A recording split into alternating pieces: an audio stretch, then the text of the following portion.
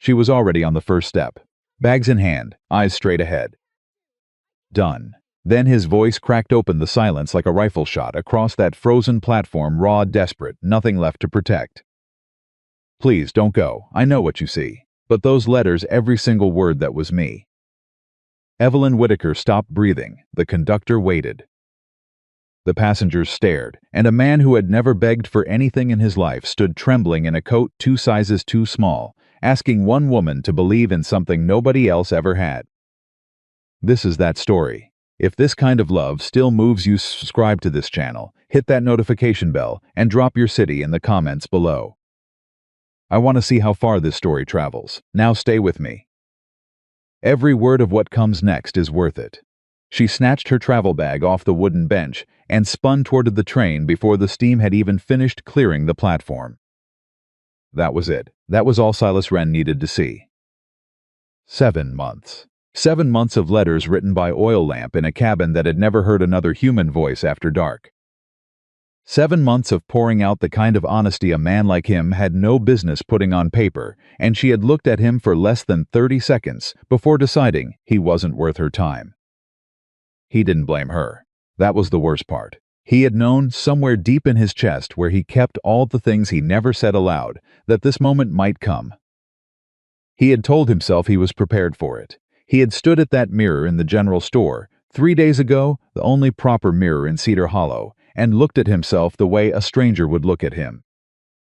The scar, the size of him, the roughness that 17 years in the mountains carved into every part of his face and his hands, and the way he stood like he was bracing for a storm that never quite stopped coming. He had told himself he was ready for her to walk away. He was not ready. Ma'am, the word came out cracked. Low, barely louder than the hiss of the engine dying behind him. Evelyn Whitaker slowed but did not stop. Ma'am, please. She stopped, not because she wanted to. He could tell that much. She stopped the way a person stops when something in the air changes, when something lands differently than expected, and the body reacts before the mind has time to argue. Her shoulders were still pulled in tight. Her fingers were white around the leather handle of her bag. She did not turn around, but she stopped. Silas took 1 step forward. Just one. He didn't want to frighten her any worse than he already had. I know what you see, he said. I'm not blind to it. I never have been. A few people on the platform had gone quiet. Old Hector Drummond, who ran the dry goods store, was pretending to study something in the direction of the water tower. Margaret Fines, the postmaster's wife, was absolutely not pretending to look away at all. She was staring openly, the way people in small towns always did, when something happened that would be talked about for the next 20 years. Silas paid none of them any mind, those letters, he said. Every word in them was true. I need you to know that. I didn't write them to fool you, or to make myself into something I'm not. I wrote them because they were the truest things I'd ever put down.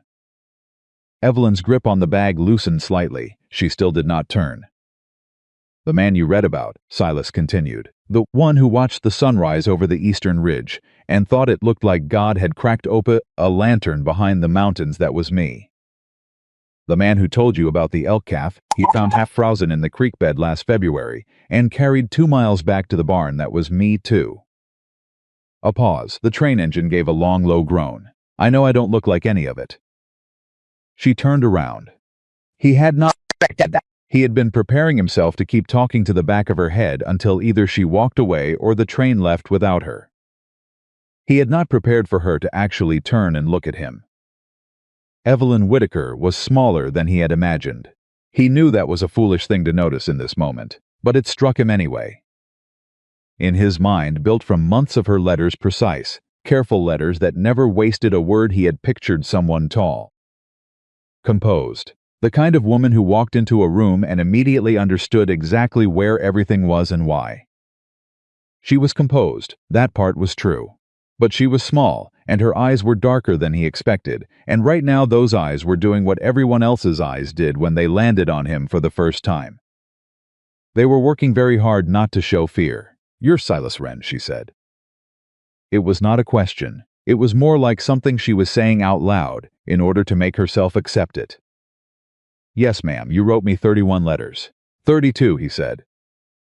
The last one I sent 2 weeks ago. I don't know if it reached you before you left. Something flickered across her face. It did. The conductor appeared at the top of the train steps. Miss, we're pulling out in 4 minutes. Evelyn looked at the conductor. She looked at her bag. She looked at Silas. Just give me a chance, Silas said quietly. That's all I'm asking. Not forever, not a promise. Just give me the chance to show you that the man in those letters and the man standing in front of you are the same person. You should have told me, she said. There was something in her voice, not cruelty, but something tight and bruised. In the letters. You should have described yourself more clearly. I did, he said. She frowned. Third letter, he said. I told you I was large. I told you I had a scar across my left cheek from a rock slide 6 years back. I told you I'd spent so many winters alone in the mountains that I'd forgotten how to make proper conversation with people who weren't trees or horses. He paused. I thought I was being honest. You didn't tell me you were... She stopped herself. Frightening? He said the word carefully, without heat. No, I suppose I didn't use that word. She looked at him for a long moment. The wind moved between them. The train engine groaned again, lower this time, like it was settling. You're asking me to trust you, she said. Yes, ma'am. Based on 32 letters and 4 minutes on a train platform. Yes, ma'am. That's not a great deal to work with. No, he agreed, it isn't. Another long pause. She shifted the bag from her right hand to her left. If I stay, she said slowly, and I'm not saying I am, but if I stay. What exactly are you proposing? Nothing you haven't already agreed to, he said. Room at the Widow Hale's boarding house in town. Separate, proper arrangements. You meet the community. You see the valley. You give me 2 weeks to show you who I am in person, the same way I showed you in writing. And then you make your decision. And if I decide to leave after 2 weeks, then I buy your ticket myself, and I don't say a single word to stop you. She studied his face. He let her. He had learned a long time ago that there was no point in flinching when people stared at the scar. It was there. It was part of him. Flinching had never once made it smaller. That letter 2 weeks ago, she said finally. The 32nd one. Yes? You wrote about a morning last October. You said you climbed to the top of the North Ridge before dawn, and when the sun came up, the whole valley filled with mist and it looked like the mountains were breathing. She paused. You said it was the loneliest, beautiful thing you'd ever seen. Because there was nobody to show it to. He nodded. I read that letter 4 times, she said quietly. Silas said nothing. Miss, the conductor called again. Evelyn looked at the train. Then she set her bag down on the platform. 2 weeks, she said. Silas exhaled slowly. He hadn't realized he'd been holding his breath. 2 weeks, he agreed. He picked up her bag before she could reach for it again. It was reflex, the same reflex that made him hold doors and steady fences and carry things that were too heavy for one person. He caught himself and started to set it back down. You don't have to do that, she said. I know, he said. I'd like to. Then she nodded, once. And that was how it began. Not with romance. Not with the kind of breathless recognition that happened in the stories women passed around back east. It began with a woman putting down a bag she had already picked up in order to leave, and a man who was still not entirely sure he deserved the chance she'd just given him. Cedar Hollow was not a large town. It had one main street, wide enough for 2 wagons to pass with room to spare, lined on both sides with the kinds of businesses that kept a frontier settlement alive: the dry goods store, the livery, the post office, a small bank with a new coat of paint that hadn't weathered yet, a saloon that was quieter on Sundays, and the Widow Hale's boarding house at the far eastern end, a 2-story building with clean curtains and a porch that caught the afternoon light. Silas walked Evelyn there himself. He was aware, acutely and uncomfortably, of every pair of eyes that tracked their progress down the main street. Cedar Hollow did not get many visitors from the east. A woman arriving alone, well-dressed by frontier standards. Stepping along the boardwalk beside the mountain man, who almost never came down from his ridge except for supplies. That was the kind of thing that stopped conversations and started new ones. Do they always stare like this? Evelyn asked, her voice low and even. At me? Always, Silas said. At you it's new. Give it a week and you'll be familiar enough they'll mostly ignore you. Unless something more interesting happens, which it sometimes does. What counts as interesting around here? Last year, a grizzly got into the Hennessy flower supply. Year before that, a man came through claiming he'd found silver up near the North Pass. Turned out to be quartz. He left before anyone could ask too many questions about it. The corner of her mouth moved. Not quite a smile. Something close to it. And before that, she asked. Before that, a man came into town with a wolf on a rope and tried to sell it to Drummond as a guard dog. Silas paused. That didn't end well for anyone involved. She did smile this time. Small and careful, like she was testing it out. And where do I rank in terms of interesting? High, he said honestly. Very high. She absorbed that. Because a woman came all the way from Pennsylvania to meet you. Because a woman came all the way from Pennsylvania and didn't get back on the train. She looked sideways at him. You expected me to. I thought it was likely, he said. Yes, then why did you ask me to come at all? Silas was quiet for a moment. They had reached the boarding house steps. He stopped at the bottom, and she stopped beside him, and he thought about how to say the next thing honestly without making it sound like more than it was or less than it was. Because I spent 6 years telling myself that writing to someone was foolish, he said. That no woman with a good life would choose this one. And then one night last winter, I sat down at that table with a lamp and a piece of paper, and I thought, what if I was wrong? What if I'd been talking myself out of something, before it even had a chance to exist? He looked at her. I decided I'd rather be wrong out loud than right in silence. Evelyn studied him with those dark, careful eyes. That is, she said slowly, almost exactly something you wrote in your 9th letter. I know, I meant it then too. Then the widow Hale. Is she kind, practical, he said, which in my experience is better. All right, she took her bag back from him, their fingers close but not touching. Silas, it was the first time she had used his name. He noticed. He thought she might have noticed that he noticed. Thank you, she said, for not letting me leave without saying anything. Thank you, he said, for stopping. She went inside. Silas stood at the bottom of those steps for a long moment after the door closed. He put his hat back on. He looked up at the sky, which was going the color of copper at the ashes, the way it did in autumn when the day was finishing itself off and the cold was coming in behind it. He had 2 weeks. He had spent 17 years alone in those mountains, believing he was the kind of man that life passed by. He had believed it so thoroughly, and for so long, that it had stopped feeling like a belief and started feeling like simply the truth of things, a fact as solid as the rock face he'd fallen against the day he got the scar. A fact as permanent as the cold that came in every October without asking permission. 2 weeks. He turned and walked back up the main street, and this time he didn't notice who was staring. He was already thinking about tomorrow. The next morning arrived clear and sharp-edged, the kind of autumn morning in the Rockies that felt like the world had been rinsed overnight and hung out in the cold to dry. Silas was down from the ridge before the sun had cleared the eastern peaks.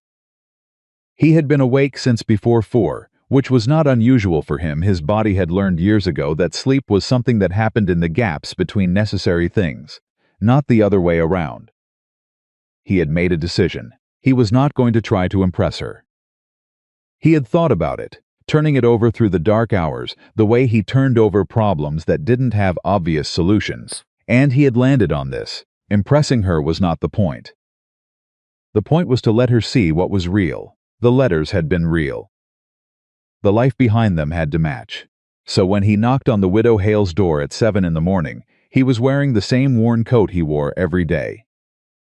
Not the borrowed one that didn't fit, his own, honest. Mrs. Hale opened the door with the expression of a woman who had already made several assessments about the situation and was keeping most of them to herself. She's at breakfast, Mrs. Hale said. I'm not here to interrupt her breakfast, Silas said. I wanted to leave something. He held out a piece of paper not folded, just a single flat page with writing on it. When she's finished eating. Mrs. Hale took it with both eyebrows raised just slightly. A letter? You drove down from the mountain to deliver a letter to a woman who is staying 40 feet from where you're standing. Yes, ma'am. She studied him for a moment. Something in her expression shifted very slightly into something that was not quite a smile but was adjacent to one. I'll make sure she gets it. He had written it that morning, in the dark, before the lamp had really found its footing against the night. It was short. It said, "Good morning. I will be at the livery at 8:30 if you'd like to see some of the valley. You're not obligated. If you'd rather have the morning to yourself, I understand completely. There is good coffee at Drummond's store, and he won't overcharge you because he knows you're with me." S. Wren. He didn't know, walking back toward the livery, if she would come. She came. She was 3 minutes late, which he didn't mention, and she was dressed practically a dark wool skirt, good boots, a coat that looked like it had been chosen with weather in mind rather than appearance. He approved of that, and then felt slightly foolish for having an opinion on it. "You wrote me another letter," she said by way of greeting. "Shorter than the others, and you delivered it in person." "Efficiency," he said. She looked at him. "Is that what that was?" "I'm trying it out. I'll let you know if it suits me." She almost smiled again. He was keeping count, 2 in 2 days. He recognized this as probably a ridiculous thing to keep count of and did it anyway. He had arranged for 2 horses his own, a dark bay gelding named Porter, who had the temperament of a sensible old man, and a quieter mare from the livery named Clover, who he had ridden himself several times and knew to be steady on rocky ground. "Can you ride?" he asked, not making it a challenge. "I grew up in Pennsylvania," she said, "not the city." "That answers it," he said. They rode out of Cedar Hollow as the sun was fully clearing the peaks, heading northeast along the river trail that ran parallel to the ridge. Silas kept to an easy pace.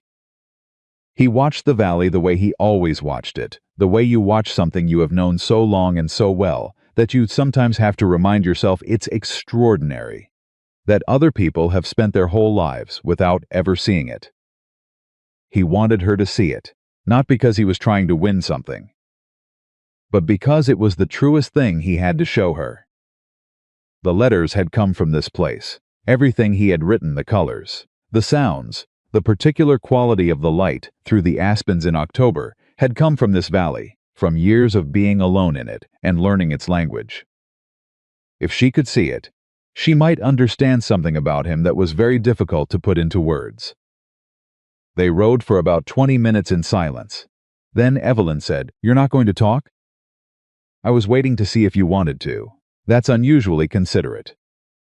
You mentioned in your 4th letter that you disliked men who fill silences just to hear their own voices." She was quiet for a moment. "You remember the 4th letter?" "I remember all of them." A longer pause. The river moved alongside them, quiet and low this time of year, catching the light in pieces. "I said that about my father's business partner," she said. "Mr. Aldous Phipps. He spoke continuously from the moment he arrived in a room until the moment he left it, and I always had the impression he was terrified of what he might hear in the quiet." "What do you hear?" Silas asked. She seemed to consider the question seriously. "Right now, the river. Some kind of bird on the left, a mountain bird, I don't know its name. Your horse's hooves on the rock, the wind." She paused. "It's very clean." "It is," he said. "You've been in it so long you don't notice it anymore." "I notice it every day," he said. "I just don't need to say so." She looked at him. He kept his eyes on the trail. "You're not what I expected," she said. "Not in the way I mean." Ike, she stopped. "You expected the letters to have come from a different kind of man," he said. "Not bitterly, just accurately. Softer," he said. "Smaller, less," she said. "I expected someone less." She hesitated. "That's not a kindness to say. It's honest," he said. "I'd rather have the honest version." She was quiet again. "Then the letter about the mist in the valley, October. You wrote that it was the loneliest, beautiful thing you'd ever seen." "I remember. How long had you been alone up here when you wrote that?" He thought about it. 11 years. She absorbed that. "By choice, by circumstance at first," he said. "Then by habit." Then he paused, choosing words carefully. Then I stopped asking myself the question, what made you start again? He looked at her then. An advertisement in a Pennsylvania newspaper, he said. About a woman who wanted to correspond with men living west of the Mississippi. She listed 3 requirements: good character, honest dealing. Someone who read books. He paused. I figured I had 2 out of 3, and the third I could improve on. Which one were you missing? Character's debatable, he said. I had plenty of books, but the honest dealing I'd spent most of my life keeping my own counsel. Putting words on paper for someone else to read felt like learning a new language, a beat. Turned out I liked it. You were good at it, she said quietly. You were better, he said. Your letters were, they had a particular quality. Like you'd thought through exactly what you meant before you wrote it. I'm a teacher, she said. Improvisation is a professional failing. No, it wasn't professional. It was. He stopped himself, suddenly aware that he was very close to saying something that might land wrong. Too soon. Too much. You wrote like you trusted the words, he said finally. Like you believed they'd carry what you meant. A long silence. Then Evelyn said very quietly, nobody has ever said that to me. He didn't answer. There was nothing to add to that. The valley held it. They rode for another hour. He showed her the place where the river forked and the old growth trees on the north-facing slope that were so large around the base that it would take 3 men to encircle one with their arms. He showed her the natural clearing about halfway up the ridge, where, on clear mornings, you could see so far east that the horizon looked like the edge of a different world. He didn't explain everything. He let some of it be what it was. He had learned from the letters that Evelyn was a person who liked to come to her own conclusions, and he had enough respect for her to let her. When they turned back toward Cedar Hollow in the late morning, she said, "You said you rescued a calf from a creek bed." Elk calf, last February. What happened to it? Raised it through the spring. Turned it loose in June, when it was big enough to manage. Did it survive? Saw it in September on the North Ridge, he said. Fat and mean as anything. Tried to charge at me. I took it as a sign of good health. This time she laughed, a real one, short, surprised at itself. Silas heard it and filed it away carefully. The way he filed away everything that mattered: the location of the best water, the coming of weather, the sound of the valley at different hours. He filed it where he kept the things he didn't want to lose. When they reached the boarding house, he swung down from Porter and stood at her stirrup. She dismounted without help, which he had expected, but he stood there anyway in case she wanted it. Tomorrow, he said, if you'd like. I'll be at the schoolhouse at 9. I'm fixing the south wall. The boards rotted through last winter. It's not much to look at, but I thought you might want to know it exists. She looked at him. You built the schoolhouse, mostly, he said. Some of the other men helped with the roof. Why? He picked up Porter's reins. Because there are 14 children in this valley, and 6 of them couldn't read their own names when I first came here. He paused. Seemed like something worth doing. She was quiet for a moment. 9 o'clock, she said. 9 o'clock, he agreed. He walked Porter back toward the livery, and he didn't look back, because he was fairly certain that if he did, she would see something on his face that he was not yet ready to show. He was 2 days into 2 weeks. He had, for the first time in a very long time, something he had almost forgotten the feeling of. He had hope, and hope in a man who had spent 17 years learning to live without it was a terrifying and extraordinary thing. He was at the schoolhouse before 8, not because he had planned to be early. He simply could not sleep past 4, which was the same as always, and after the usual work of the morning tending Porter, checking the fence line on the north side of the property. Eating something that technically counted as breakfast, there was no reason to stay up on the ridge. He told himself that. He repeated it twice on the ride down, just to make sure it sounded convincing. It did not particularly convince him. The south wall of the schoolhouse was in worse shape than he remembered. He had noticed the rotting boards back in August and told himself he'd get to it before the first hard freeze. Then September happened, and then the first of his focus had gone somewhere else entirely, specifically to 32 letters, and the question of whether any of them had been enough. He pulled the bad boards off one by one, stacking them to the side, working steadily and without hurry. The physical work was familiar in the way that only things you have done 10,000 times can be familiar. It lived in his hands and his shoulders, and the particular rhythm of his breathing, and it asked nothing of his mind. Which meant his mind was entirely free to go where it wanted to go. It went to her, to the way she had said nobody has ever said that to me, and the particular quality of quiet that had followed it. To the way she laughed that short, surprised laugh when he told her about the elk calf-like laughter was something that sometimes got away from her before she had properly approved it. He was pulling the third board when he heard her boots on the frozen ground. He didn't turn around immediately. He finished what his hands were doing, and then he turned, because he had learned a long time ago that often work, suddenly, to look at someone gave too much away. Evelyn was standing about 10 feet back, watching him work. She had a small notebook in her left hand. He did not ask about it. "South," she said, looking at the gap where the boards had been. "South wall," he confirmed. "How long will it take?" "Hour, maybe 2. Depends on the new boards." He set down what he was holding and looked at her properly. "You're early. I'm always up before 6. "So am I," she said. "Habit from the school year. Children don't believe in sleeping past dawn." He picked up a new plank and held it against the frame. "There's coffee inside. Mrs. Aldridge left a pot before she went to town. She runs the schoolhouse. Does the teaching 3 days a week. I told her I'd be working on the wall this morning." "Does she know about me?" He lined up the first nail. "This is Cedar Hollow," he said. "Everyone knows about you." "And what do they think?" He drove the nail with 3 clean strokes. "Mrs. Aldridge thinks you're brave. Hector Drummond thinks you're either very brave or very foolish, and he hasn't decided which. Margaret Fines has 3 separate theories about why a Pennsylvania schoolteacher would come all the way out here to meet a mountain man, and all 3 of them say more about Margaret than about you." Evelyn was quiet for a moment. "What do you think?"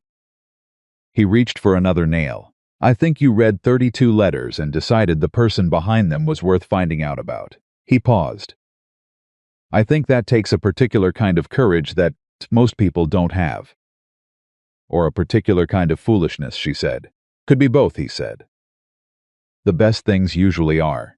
She moved closer and looked at what he was doing. Really looked, the way she looked at everything, with that particular focused attention that he had started to recognize as simply the way her mind worked. She was not the kind of person who glanced at things. She examined them. "Can I help?" He looked at her. "You want to help fix a wall?" "I grew up in Pennsylvania," she said. "Not the city." He almost smiled. "You said that yesterday." "It was true yesterday," she said. "It's still true today."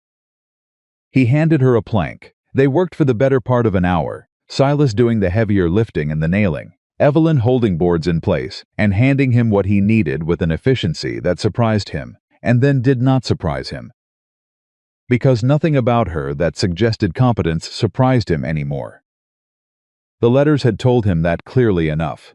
He had just not expected it to manifest in the physical, practical way that it did, the way she braced a board without being asked, the way she read what the next step was before he told her. "You've done this before," he said at one point. "My uncle had a farm," she said. "When I was young, summer repairs were all hands." "Your uncle, not your father." She was quiet for a moment. A sorting quiet. "My father was a schoolmaster," she said. "He believed in books and indoor pursuits. My uncle was his brother, and they were as different as 2 men from the same family could be." She paused. "I loved them both differently." "Both gone," she said simply. "Some years back now." He did not offer condolence in the way that people offered condolence when they did not know what else to say. He simply said, "I'm sorry," and meant it, and let it be what it was. She handed him the next board. "Your family?" she asked. "Mother died when I was 12, he said. "Father lasted until I was 17. Then he took sick the second winter after we came west. I had a brother, but we lost touch when I moved up into the mountains." He hammered the nail. "I wrote him twice in the early years. Never heard back." Could be the letters didn't reach him. Could be they did. You don't know which. No, he said. I decided after a while that it mattered less than I thought it would. He looked at the wall rather than at her. The mountains are a good place for deciding what actually matters. They finished the south wall at 10:30. Evelyn stepped back and looked at it with the same expression she had used when she was examining the work in progress, evaluating, assessing, arriving at a conclusion. Good, she said. It'll hold, he agreed. I meant good as in well done, she said. I can see you put the boards in, even when it would have been faster not to. He looked at the wall. He had done that, he realized, matched the grain direction, made the seams as clean as the situation allowed. He had not thought about it consciously. It was just the way he did things. Old habit, he said. My father believed that if something was worth building, it was worth building right. He sounds like a good man. He was a particular man, Silas said. He had rules about things, not always the rules other people would have picked, but he held to them. He paused. He would have liked you. He heard himself say that, and felt the sharp awareness of having gone further than he intended. Evelyn looked at him steadily. Why? He respected people who thought before they spoke, Silas said. And who meant what they said. She held his gaze for a moment. Then she looked back at the wall. You're going to do the whole building eventually, aren't you? It was not a question. Eventually, he said. I try to do a section every fall before the freeze. Roof last year, south wall this year. North wall needs attention in the spring. Who taught here before Mrs. Aldridge? Nobody. I found Mrs. Aldridge 3 years ago. She'd come west with her husband. Then he passed, and she was in Cedar Hollow, with no income and no particular plan. She'd been a teacher back in Ohio. He picked up his tools. Seemed like a reasonable arrangement. You recruited her. I had a building and children. She had skills and needed a purpose. He shrugged. It made sense. Evelyn looked at him with an expression he couldn't entirely read. You don't think of it as remarkable, she said. A woman needed work and children needed teaching, he said. What's remarkable about that? Most men would not have built the schoolhouse in the first place. Most men haven't spent 11 years watching children grow up without learning to read, he said. It came out more bluntly than he intended, not angry, just certain. The certainty of a man who had watched something be wrong for long enough that he stopped being able to see it as acceptable. Evelyn was quiet for a moment.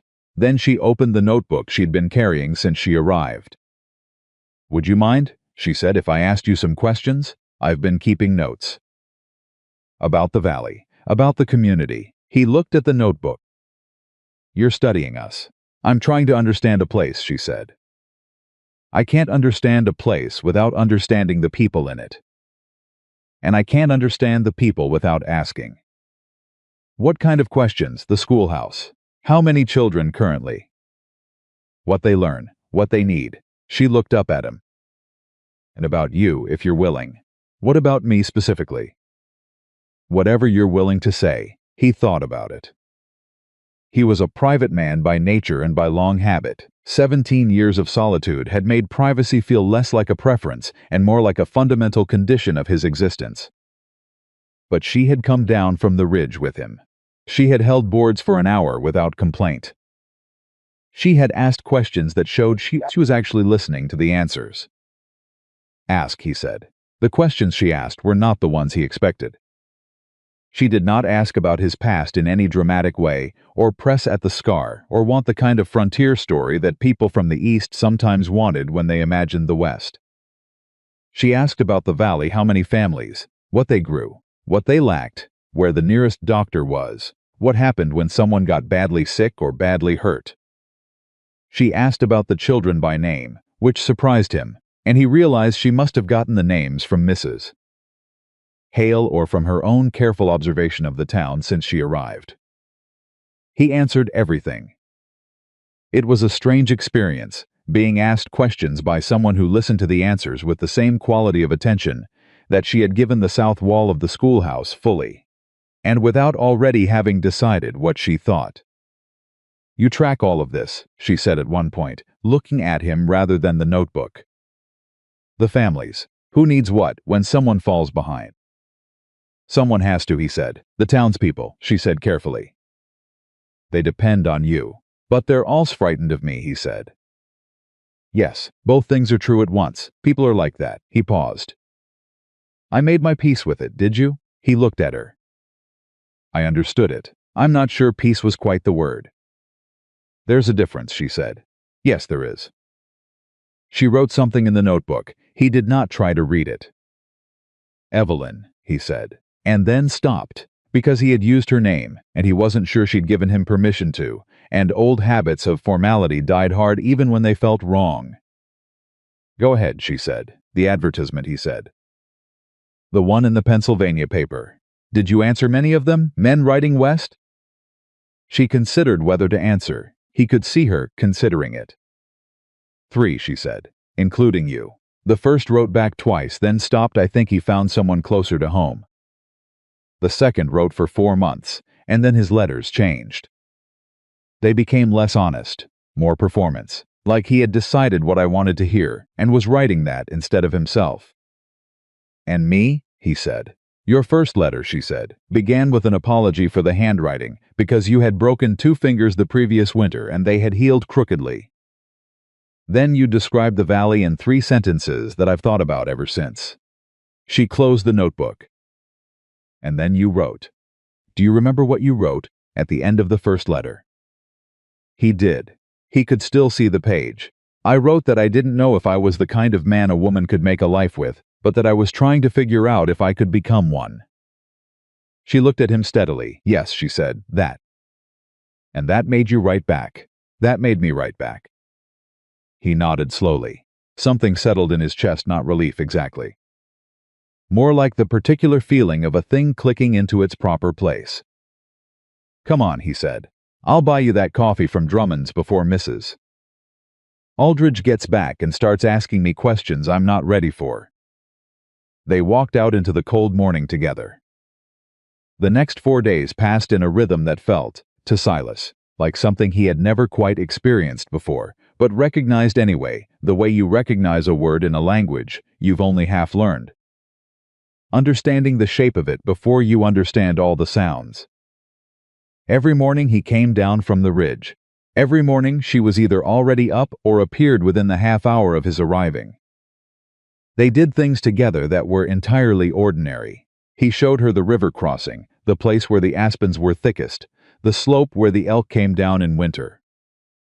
She asked questions and took notes. She helped where help was useful and stood back where it was not. She was not a woman who needed to be told twice about anything. On the 3rd day she met Mrs. Aldridge, and within 20 minutes the two of them were deep in a conversation about reading methods for children who had missed early schooling that Silas could not follow and did not try to. He sat on a bench outside the schoolhouse and listened to the sound of 2 women who understood each other finding that out, and he felt something he could only call gratitude, though it was larger than that word. On the 4th day, something changed. It happened at Drummond's store, which was Cedar Hollow's central location for approximately 70% of its social activity, including commerce. Hector Drummond was a man of about 60 who had strong opinions about the weather, the government, the proper way to store flour, and the general direction of human civilization. And he shared these opinions freely with anyone who came to buy something from him. He also had, Silas had long ago determined, a good heart buried under several layers of practicality, skepticism, and the particular brand of frontier reserve that took years to move. Evelyn had gone in to buy writing supplies. Silas had gone in because he needed nails. This was entirely coincidental, though he noticed Drummond's expression suggested he did not believe that for a second. They were both at the counter when the door opened, and 3 men came in from outside trappers, by the look of them, passing through. The kind of men who came through Cedar Hollow in the fall, heading to higher ground for the winter season. Silas didn't recognize them, which meant they were not regulars. The one in front, big through the chest and with a beard that suggested he had not made peace with razors for some time, looked at Evelyn with the kind of open assessment that Silas had seen enough times to recognize immediately and despise. Well, the man said to nobody in particular, Somebody came a long way from somewhere civilized. Evelyn did not look up from examining the paper she was holding. Awful pretty for a place like this, the man continued, directing it more squarely at her now.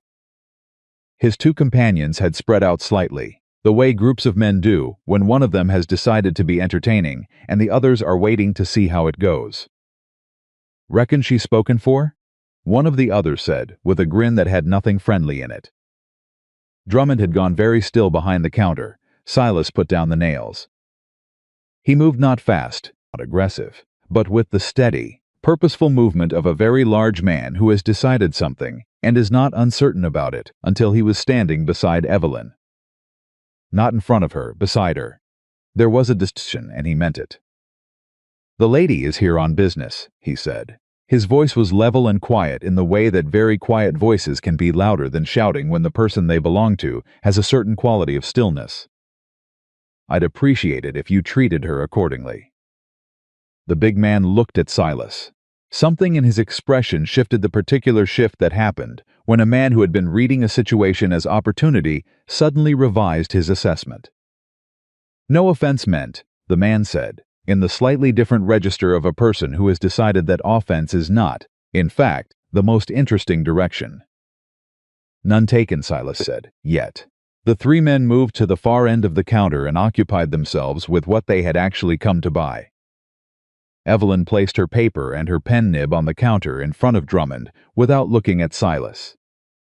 "Thank you," she said, quietly, without turning her head. "You would have managed," he said. "Yes," she said. "I would have, but it's different when you don't have to." He looked at her. "It's a different thing," she said, "to be capable of handling something yourself, and to have someone stand beside you so you don't have to." She paused. "Most people don't understand the difference." Drummond was pretending to organize things under the counter, with intense and unconvincing focus. "I understand it," Silas said. "I know," she said. "That's why I thanked you." They walked out of the store into the cold afternoon, and the air between them had changed in some way that Silas could not fully name, but could absolutely feel the way you feel a change in the weather before any physical sign of it arrives. In some place behind your sternum that had no scientific explanation, but had also never once been wrong. He said nothing about it, neither did she. But that evening, sitting at his table in the ridge cabin with the lamp lit and the cold coming in hard around the window frames, he found himself starting a letter out of pure reflex, reaching for paper and pen the way he had reached for them for 7 months, and then stopping with his hand on the page. He didn't need to write her a letter. She was a quarter mile down the mountain.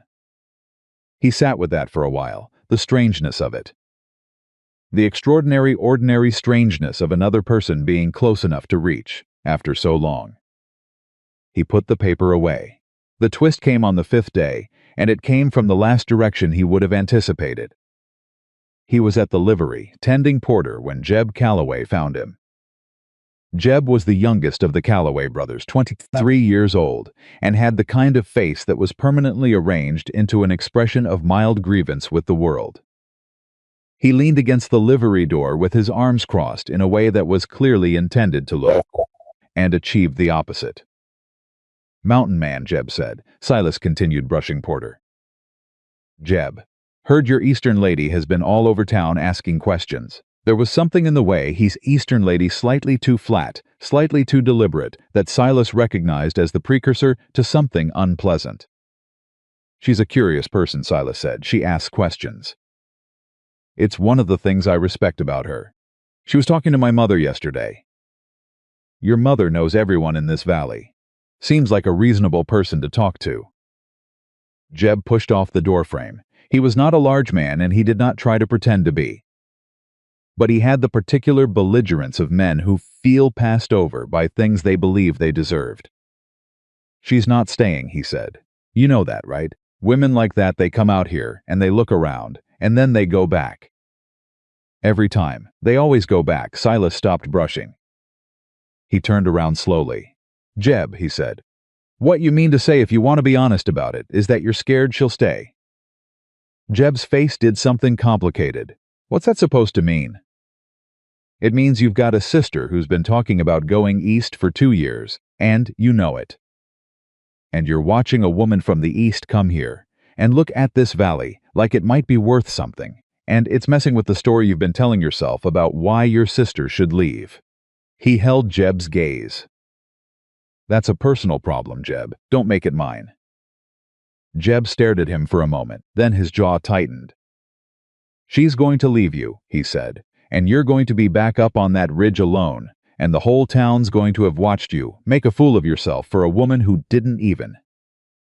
Jeb, one word. Jeb stopped. I know the risks, Silas said. I've known them since I sent the first letter. I took them anyway, because I decided a long time ago that living scared of the things that might not work out was a worse kind of loneliness than the one I already had. He picked up the brush again.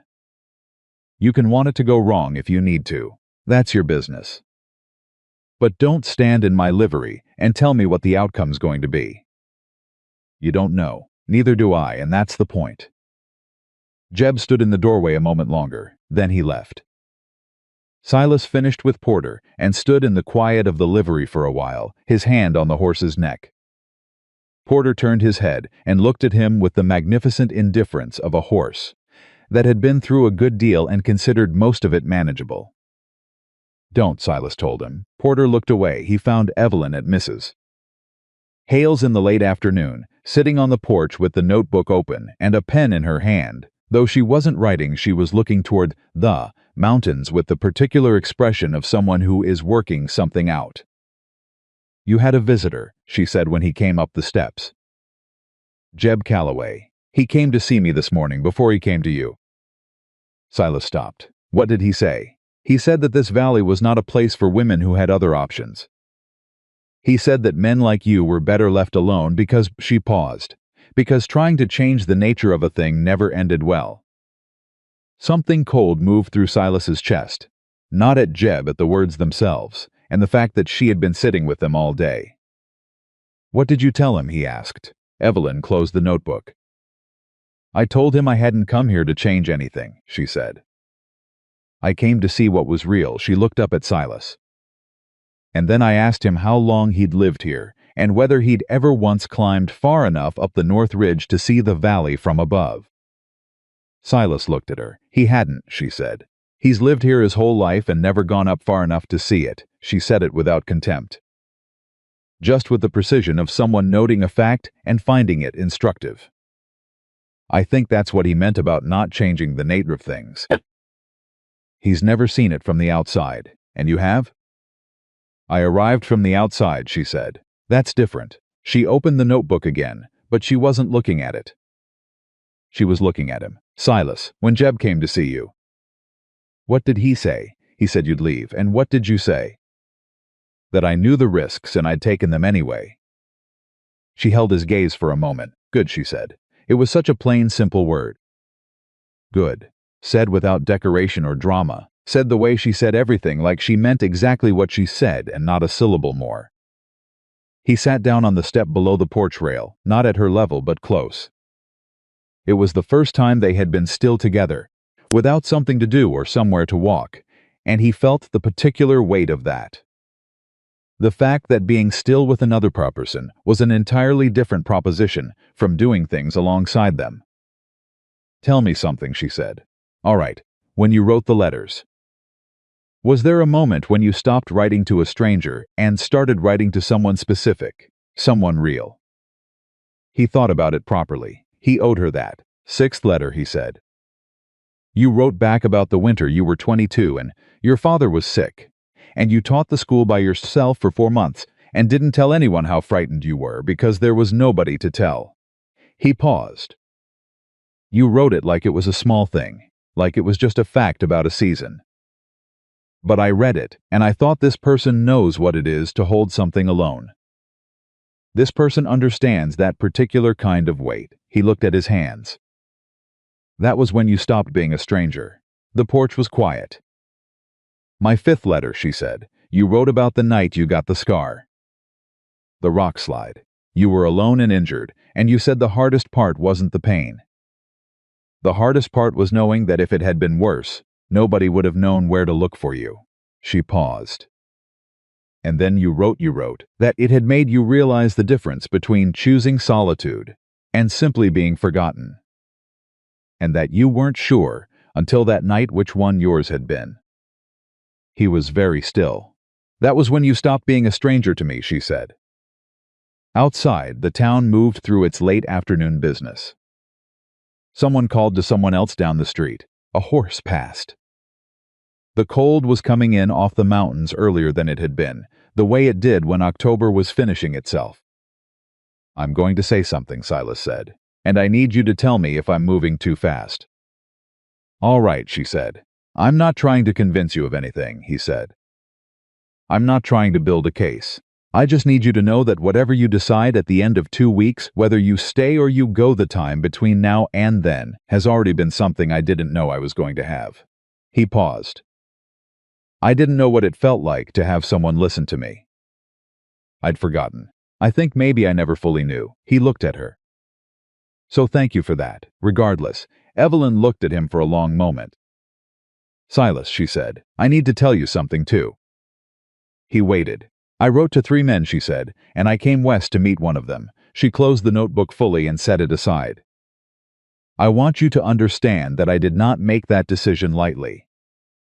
I am not an impulsive person. I am not a romantic in the way the word is usually meant.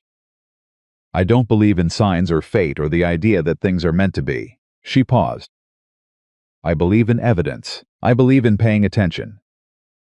I believe in deciding carefully, and then standing by what you've decided.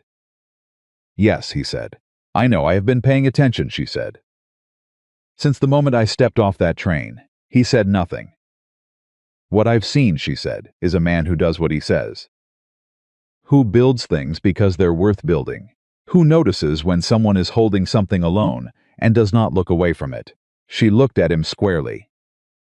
Who stands beside someone rather than in front of them. He held very still. I haven't made any decision, she said. Don't mistake this for a decision. I'm telling you what I've observed, because you told me something true, and I think you deserve something true in return.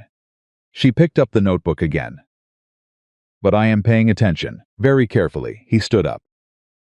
Evelyn, he said. Yes? Would you like to come up to the ridge tomorrow? There's something I'd like to show you. It's not, he paused, looking for the honest version of what he meant to say. It's not impressive. It's not a view or a landmark or anything you'd put in a letter. It's just a place that matters to me, and I'd like you to see it. She looked at him steadily. Yes, she said, I would. He put his hat back on. He said, dress warm. He walked back toward the livery, and this time he was absolutely certain she was watching him go, and absolutely certain he was right to have asked. She was ready at 6:45. Silas saw her standing outside the boarding house when he rode in, and he registered 2 things simultaneously: that she was early, which did not surprise him, and that she was watching him come down the main street with an expression he could not fully read from a distance. By the time he pulled Porter up and swung down, she had it composed again into something more neutral. But he had seen it. He filed it away. You said 7, she said. You said you're always up before 6, he said. I adjusted. She looked at him for a moment. Then she turned to Clover, who was tied alongside Porter, and checked the girth with the practiced hand of someone who did not take other people's knot tying on faith. He approved of that. 2 hours up, he said. Less coming down. And what is it you want to show me? I told you last night, he said. It's not impressive. You also told me it matters to you, she said. Those aren't usually the same thing. He looked at her. No, he said. They're not. They rode out of Cedar Hollow before the town was properly awake, just the 2 of them, and the horses and the cold, that came off the mountain in the early morning like something with intention. He set a moderate pace, not slow enough to be treating her carefully, not fast enough to be testing her. She kept up without comment. For the first hour they rode mostly in silence, which he had come to understand was not absence between them, but presence. The particular presence of 2 people who had learned that silence was not a problem to be solved. She broke it first, about 40 minutes in, which was becoming a pattern he recognized. Jeb Calloway, she said. Has he always been like that? He's 23 years old, and he thinks the world owes him more than it's delivered, Silas said. That's not unique to Jeb. A lot of men feel that way. Most of them grow out of it. Will he? Depends on whether something happens that makes him look outward instead of inward, Silas said. Could go either way. His mother is a good woman, Evelyn said. Agnes Calloway. She talked to me for almost an hour yesterday afternoon. She knows everything about this valley, who needs what, which families are struggling, which children are falling behind in the schoolhouse. She paused. She knows a great deal about you. Agnes Calloway has been keeping track of me for 15 years, Silas said. I imagine she knows things I've forgotten. She said you brought firewood to her winter for 8 years without ever knocking on the door. Just left it stacked on the porch. He said nothing. She figured it out eventually, Evelyn continued. She said she waited one December morning before dawn and watched from the window. A pause. She cried telling me about it. Agnes cries at most things, Silas said. Silas, yes, why did you never knock? He thought about how to answer that honestly.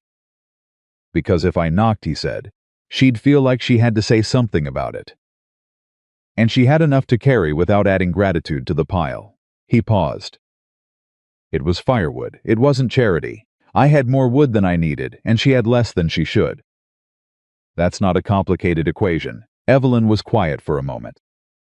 You do know, she said carefully, that most people would consider that remarkable. Most people overcomplicate simple things, he said. She made a sound that might have been agreement, or might have been something else entirely. He let it be what it was. They reached the top of the second ridge climb about an hour and 15 minutes out, and Silas turned Porter off the main trail onto a narrower path that cut through a stand of old pines, their boots brushing the low branches on both sides. He heard Evelyn's horse shift and adjust behind him, and heard her settle it with a quiet word. She was a good rider. He had known she would be. Almost there, he said. You've been saying that for 20 minutes. Last time, he said. 2 minutes later, he stopped. It was a flat shelf of rock about 40 feet across, on the eastern face of the ridge, where the mountain stepped back from itself and created a natural platform. There was a single pine at the far edge, old and enormous, its roots gripping the rock in a way that looked impossible and permanent at the same time. Below the shelf, the valley spread out in every direction, and the morning light was coming in low and flat from the east, making everything look like it had been cut from something rather than grown. But he had said he wasn't going to talk about the view. There was a small structure at the base of the pine, not really a structure, more like an arrangement. Flat stones stacked carefully into a low wall about 2 feet high, enclosing a space roughly 6 feet by 6 feet. Inside the space, a wooden cross, weathered to gray, with a name carved into it. Evelyn pulled Clover up beside him and looked at it. Your father, she said. Yes. She looked at him rather than at the marker. You carried him up here. It's where he asked to be, Silas said. He came up here the summer before he died, found this shelf. Sat here most of a day. He swung down from Porter and tied him to the pine. He told me he'd looked at every part of the valley he'd known and never seen all of it at once until that day. He said when it was time, he wanted to stay where he could see it. Evelyn dismounted quietly and stood beside him. The stone wall, she said. You built that. Over about 3 years, brought the stones up one trip at a time. He looked at the wall. Some of the stones he had placed 12 years ago. Some he had added as recently as last spring. Keeps the animals back. And it gives me something to do when I come up here. How often do you come? Often enough. She was quiet for a moment. Then she walked toward the marker, slowly, and crouched down to read the carving. He watched her and felt the particular vulnerability of having brought someone to a place that had only ever held him. Thomas Wren, she read, 1821 to 1878. He died at 57, Silas said. He thought that was a reasonable number of years. He said most of the men he'd respected most had died younger. Did you agree? I thought it was too few years, Silas said. I still do. She stood up and turned around to look at him. Her back was to the valley, and the light was behind her, and he could see her face clearly. "Thank you for bringing me here," she said. "I wanted you to see it," he said. "I've never brought anyone here before. It felt," he paused, looking for the honest word, "it felt like you should see it. Because of the letters. Because of what you understood about being alone with something heavy." He looked at the marker. "I wanted someone who knew what that felt like, to stand in this place with me." She looked at him for a long moment, and then she did something he had not anticipated. She crossed the distance between them, 6'7" at most, and she put her hand on his arm. Not a grip, not a gesture of comfort in the formal sense. Just her hand resting on his arm for the span of about 10 seconds. Then she stepped back. "He would have liked that you came back," she said. "With the stones." "I hope so," Silas said quietly. "I don't know. I tell myself he would." "He would," she said. With the certainty of someone who had read enough of a man in letters to know something about where he came from. He believed her. They stayed on the shelf for nearly an hour. Silas did not fill the time they sat near the base of the old pine, and she asked questions, and he answered them, and the questions were not careful anymore, not the measured questions of someone gathering information about an unfamiliar place. They were the questions a person asks when they have stopped cataloging and started simply wanting to know. She asked about the first winter he'd spent on the mine alone. He told her about it, the cold he had not fully prepared for, the week in February when the temperature dropped. So far the river stopped moving, and he had genuinely believed for 3 days that he might not come through to the other side. She asked him what he had thought about during those 3 days. "My father mostly," he said, "and whether I'd made a mistake coming out here alone." He paused. "And whether I'd done enough good things to justify the amount of food I'd eaten over my life." She laughed, a real one, full and unguarded. It startled a jay out of the pine above them. "That's a very particular kind of self-assessment," she said. "It was 3 days with nothing to do but think," he said. "A man covers ground. And what conclusion did you reach?" "Probably about even," he said. "I decided to tip it forward if I got the chance." She looked at him. "You've been tipping it forward ever since." "Trying to," he said. "The firewood," she said. "The schoolhouse. The fences you fix for people without asking for anything." She said it like she was reading a list aloud, but not in a cataloging way. "In the way you recount things that have accumulated meaning." "Those are small things," he said. "Small things done consistently over 15 years, she said, are not small." He had no answer for that. He looked at the valley instead, which had no opinion on the matter, but was at least consistent. They rode down an hour later, and the descent was faster, as he'd told her it would be. Coming back into town, she was quiet with the particular quality of someone who is processing rather than withdrawing, and he left her to it. It was at the bottom of the main street that things changed. He heard it before he saw it, a raised voice, the particular register of a confrontation rather than a disagreement, and the sound of people moving in the way people move when something is happening that they want to watch, but cannot quite decide whether to get involved in. He and Evelyn came around the corner of the livery to find half the town's daytime population gathered in front of Drummond's store. At the center of it, Jeb Calloway, who was angrier than Silas had seen him since the business with the Hennessy fence 2 years back, and a man Silas didn't recognize, well dressed by frontier standards, Eastern cut to his coat, with a quality about him that Silas registered immediately as money. Not old money, not earned money, the kind of money that had been used for long enough that the person wearing it had stopped noticing it was there. The man was holding a piece of paper and talking to Drummond, who was answering in the careful tones of someone who has understood that a situation requires careful tones. Evelyn stiffened in the saddle beside him. He looked at her. She was staring at the well-dressed man with an expression he had not seen on her face before, something between recognition and something that was not quite dread but adjacent to it. "Evelyn," he said quietly. "That's Richard Harlow," she said. Her voice was exactly level, too level. "Who is he?" A pause. "He's a man from Philadelphia," she said. He was. "He's a man who proposed to me 8 months ago." The cold moved differently in Silas's chest this time. "And you said no," he said, not a question. Statement of fact placed carefully. "I said I would think about it," she said. "And then I answered the advertisement in the paper." He looked at the man Richard Harlow standing in front of Drummond's store with his Eastern coat and his paper, and the particular posture of a man who was accustomed to being the most important person in whatever room he entered. "Does he know you're here?" Silas asked. "No," she said. I didn't tell him where I was going. I told him I needed time to consider and that I would write to him when I had an answer." She paused. "I have not written to him, and yet here he is." "Yes," she said quietly, "here he is." Jeb Calloway chose that moment to turn around, and his eyes landed on Silas and Evelyn, and his expression did something quick and complicated surprise first.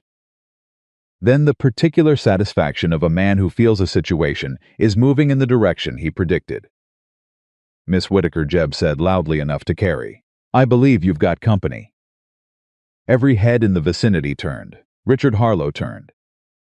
He saw Evelyn, and whatever expression he had been wearing rearranged itself into something that was very precisely calculated to appear relieved, and that Silas did not believe for a single second. Evelyn. Harlow crossed the distance toward them, ignoring Jeb, ignoring Silas, ignoring the entire assembled audience with the practiced ease of a man who was used to walking through spaces as though they existed primarily to frame him. "I've been looking for you for a month." Evelyn had not moved from the saddle. Silas had not moved either. He was aware of this, and aware that staying mounted was creating a particular dynamic, the two of them above the crowd, Harlow having to look up, and he was honest enough with himself to admit he was not entirely unhappy about that dynamic. "Richard," Evelyn said. Her voice was composed. "How did you find me?" "Your friend Mrs. Alcott," he said. "She let slip you'd gone west to meet someone." He said someone with a very specific quality of restraint. "I have to say, Evelyn, I expected a letter." "I did not He glanced at Silas for the first time, and it was the glance of a man who had looked at a piece of furniture and found it broadly where he expected it. This. "What did you expect?" Evelyn asked. "I expected a response," he said. "A letter. Any communication at all. We had an understanding." "We had a proposal and an incomplete answer," Evelyn said. "Those are not the same thing." Harlow's expression flickered. Just briefly. He looked at Silas again, this time with more attention. "Who is this?" "This is Silas Wren," Evelyn said. "It is his valley and his community you've ridden into." Harlow extended his hand upward toward Silas with the smooth confidence of a man who had never had a handshake go wrong. "Harlow, Richard Harlow, Philadelphia." Silas took the hand and shook it once. "Wren," he said. Something in Harlow's expression shifted as he felt the handshake the size of Silas's hand, the particular quality of it, the fact that the man on the horse did not perform anything. Did not smile, did not work to fill the social space. "I need to speak with Evelyn," Harlow said, privately. "If you don't mind." "I don't mind anything," Silas said. "It's not my conversation." He looked at Evelyn. She looked back at him. Something in her eyes that he could read clearly now, not the uncertainty of a woman who didn't know what she wanted.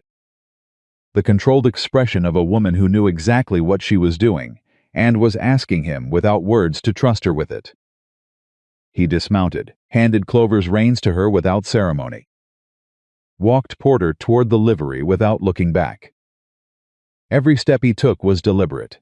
Every step was the hardest thing he had done in weeks. Because the easiest thing in the world in that moment would have been to stay. To plant himself where he was and let his size and his presence say the things he had no right to say yet.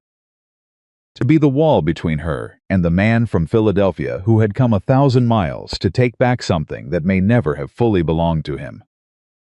But he had told her he would not try to convince her of anything. He meant it.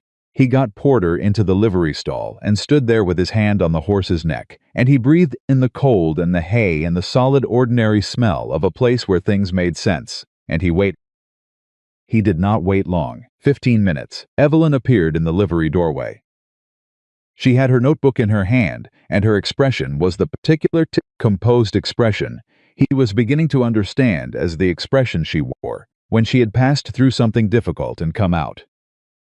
the other side, and was now simply at the other side. "He came to take me back," she said. She paused. "He made certain arrangements for a wedding. In June. He says I owe him the courtesy of returning with him to Philadelphia and at minimum having the conversation in proper circumstances." Silas said nothing. He pointed out, she continued, that I left without an answer. That in doing so I treated him poorly. That regardless of whatever, she paused again, whatever this is, I owed him more than I gave him. "Is he right?" Silas asked. She looked at him squarely. "Yes," she said. "He is. I treated him poorly. I should have given him a proper no instead of silence." "Did you give him one now?" The silence stretched exactly 3 seconds. "I told him I would speak with him tomorrow morning," she said. "Over breakfast, and give him a proper answer." Something heavy moved through Silas's chest.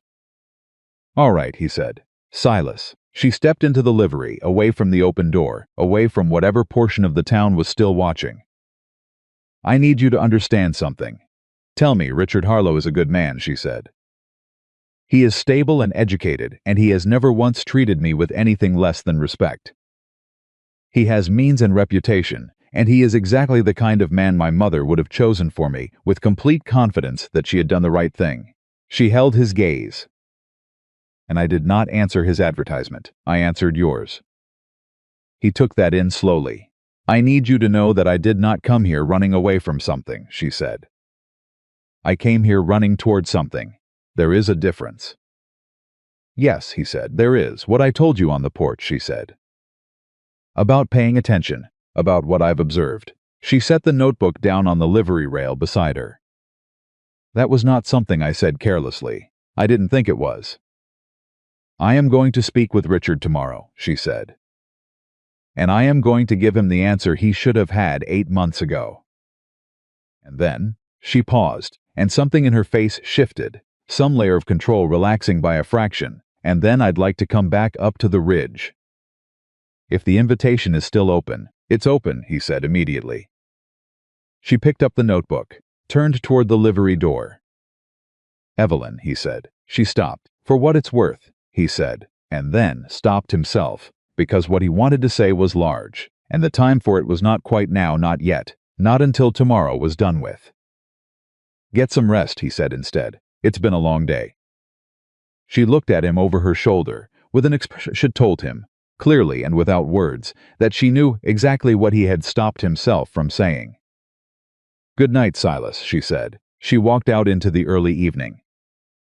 He stood in the livery for a long time after that, in the dark and the cold and the smell of horses and hay, and he thought about a man in a good coat who had come 1,000 miles for a woman who had not written to him. He thought about what that meant, not about the man, but about the woman. The woman who had gotten on a train with 32 letters and 1 incomplete answer and traveled 1,500 miles not to run from something but toward it. He thought about that and he let it be what it was. He did not sleep well. He was not the kind of man who pretended he had slept well when he had not, and by 5 in the morning he had given it up entirely and was sitting at the table in the ridge cabin with a lamp and a piece of paper, because some things were habits built too deep to break. He did not write to Evelyn. He wrote to himself, the way he had sometimes done, in the years before he started writing to her, not a letter, not a proper document. Just a working out of something in the way that writing forced a certain honesty that thinking alone sometimes allowed you to avoid. He wrote, "She is going to give him her answer today. Either she is coming back or she is not. You knew this was the risk from the first letter and you sent it anyway. Whatever she decides, you will mean what you said. You will buy her ticket yourself, and you will not say a word to stop her. That is the only honorable position. The rest is not up to you." He read it back. He wrote underneath it, "You are in love with her." He looked at that sentence for a long time. Then he put the paper in the lamp flame and watched it go. He was down the mountain by 7, which was early even for him. He did not go to the boarding house. He went to the schoolhouse because Mrs.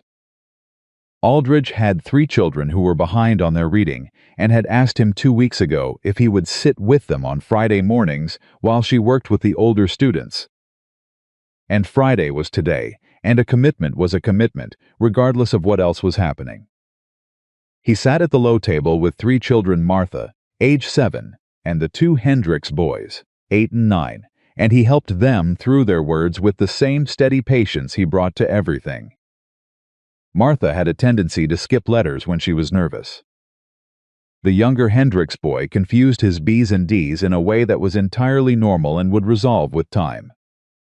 The older one was the kind of reader who would be excellent in 6 months, and was simply impatient with the distance between now and 6 months. Silas knew something about that kind of patience. He was still at the table, Martha successfully completing a full sentence on her own for the first time, and looking at him with an expression of absolute disbelieving triumph when the schoolhouse door opened. He looked up. It was not Evelyn, it was Agnes Calloway. She was a compact, capable woman who moved like someone who had never once in her life had the luxury of moving slowly, and she was wearing an expression that Silas could not immediately read except to know that it was significant. "Silas," she said, "you need to come." Martha was still looking at him with her sentence. "You did that perfectly," he told her. Then he stood up and followed Agnes out of the schoolhouse. "Where?" he said. "The boarding house," Agnes said. She was walking fast. "There's been a Jeb spoke to Mr. Harlow last night, after supper." He told him. She paused, and the pause had the quality of a woman who was genuinely distressed. "Jeb told him things about Miss Whittaker and you. Things he had no business saying. Things he made sound worse than they are." Silas stopped walking. Agnes stopped too and turned to face him. "What things?" he said. He told Mr. Harlow that you and Miss Whittaker had been spending every day alone together, riding into the mountains, going up to your father's grave. Agnes's voice had a tightness in it that was very close to anger, and he made it sound improper. "Silas," Agnes said, and she stopped. "What else?" Agnes looked at him squarely. He told Mr. Harlow that you had essentially lured her out here with romantic letters, and that you had taken advantage of her trust and her distance from home, to keep her here beyond what was decent. The cold in Silas's chest was a different kind this time. "Where is she?" he said. "At the boarding house," Agnes said. "Mr. Harlow showed up at breakfast this morning with Jeb's version of events, and she paused. He made accusations, Silas, in front of Mrs. Hale and 2 of the other boarders. He said he had come to take Evelyn home and protect her from a man who had used correspondence to take her away from what was proper," Silas said flatly. "Yes." He was already moving. He covered the distance to the boarding house in the kind of deliberate stride that was not running, but was everything except running, and when he came through the front door, Mrs. Hale looked up from the front hallway with an expression that told him everything he needed to know about the atmosphere of the last 40 minutes. He could hear voices from the sitting room. Harlow's voice, controlled, persuasive, the voice of a man who had made his living using words to arrange the world in the shape he wanted. And underneath it, quieter but absolutely steady, Evelyn's. He stepped into the doorway. The sitting room held 4 people: Mrs. Hale, who had clearly refused to leave; Margaret Fiennes, who had definitely not been invited, but was constitutionally incapable of being absent from significant events; Richard Harlow, standing near the window; and Evelyn, seated in the chair near the fireplace, her notebook closed on the table beside her, her hands folded in her lap with a composure that Silas recognized as costing her something. Harlow looked up when Silas appeared in the doorway. Something moved through his expression: surprise first, then a recalculation, and then the deliberate adoption of the kind of cold courtesy that certain men used as a weapon. "Mr. Wren," he said, "I was just speaking with Evelyn about the situation." "I know what you were speaking about," Silas said. His voice was very quiet. He kept his position in the doorway. "He did not come further into the room, and I know what Jeb Calloway told you." "Then you'll understand my concern," Harlow said. "A woman I care about, traveling alone to an unfamiliar territory to meet a man she has never seen, spending days alone with that man in isolated locations." "I understand what you're suggesting," Silas said. "And I'm telling you it's wrong. Can you tell me nothing inappropriate has occurred?" "I can tell you exactly what has occurred," Silas said, And then he laid it out plainly, without heat, without performance.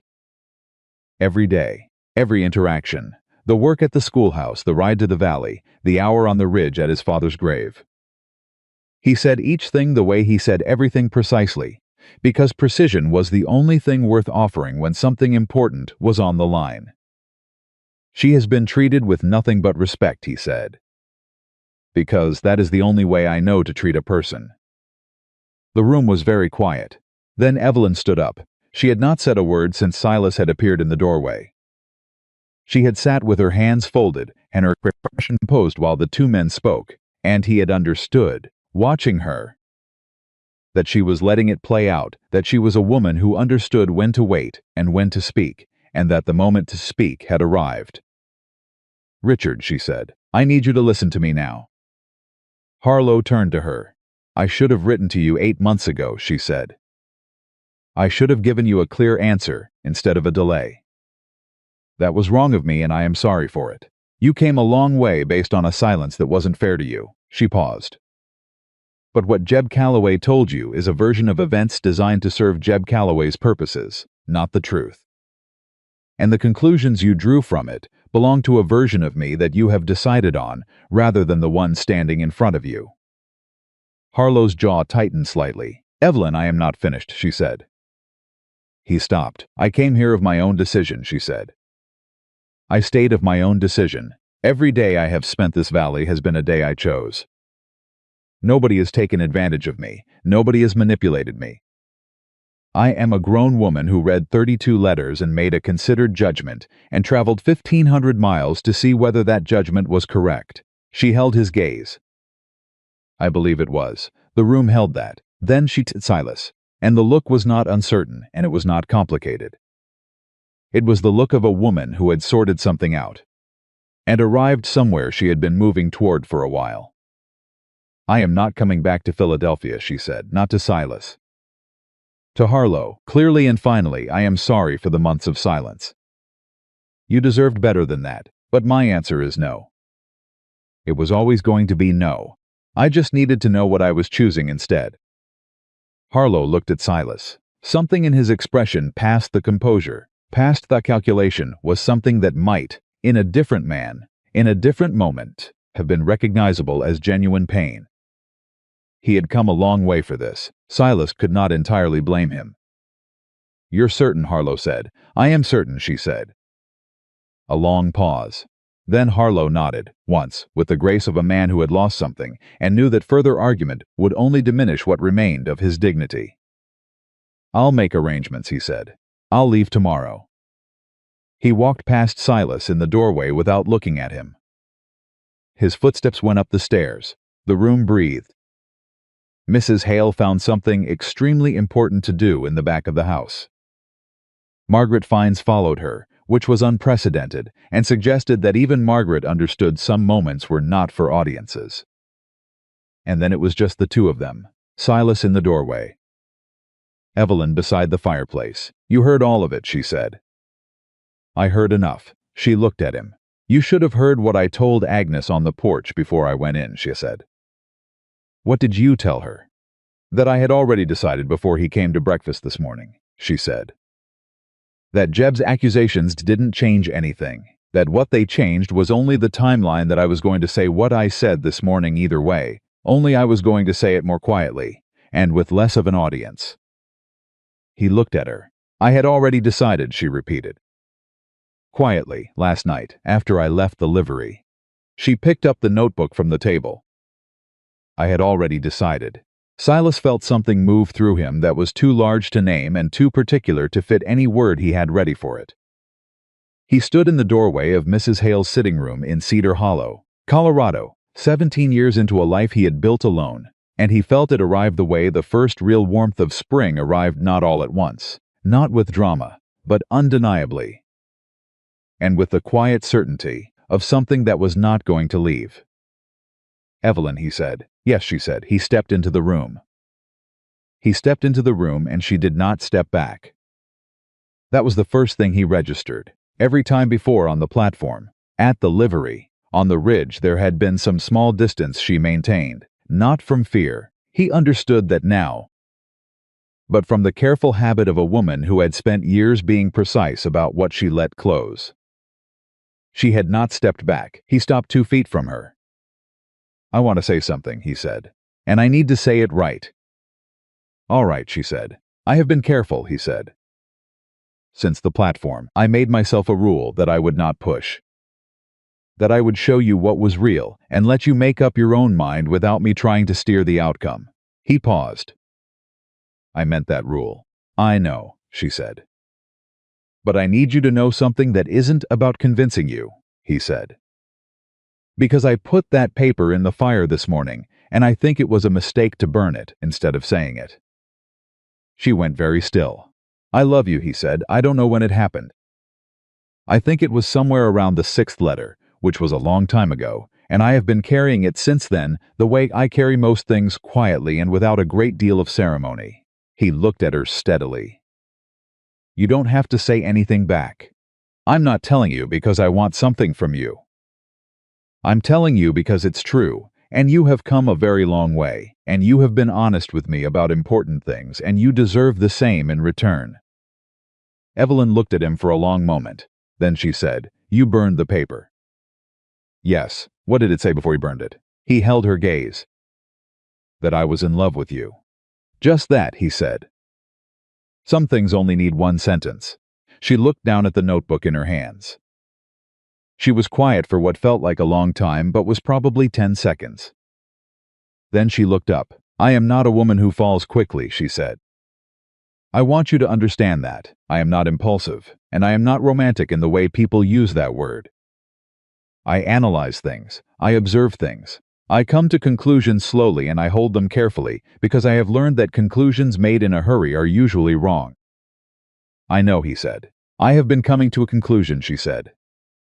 Slowly, since approximately the 6th letter, he was very still. "I didn't know what to do with it," she said.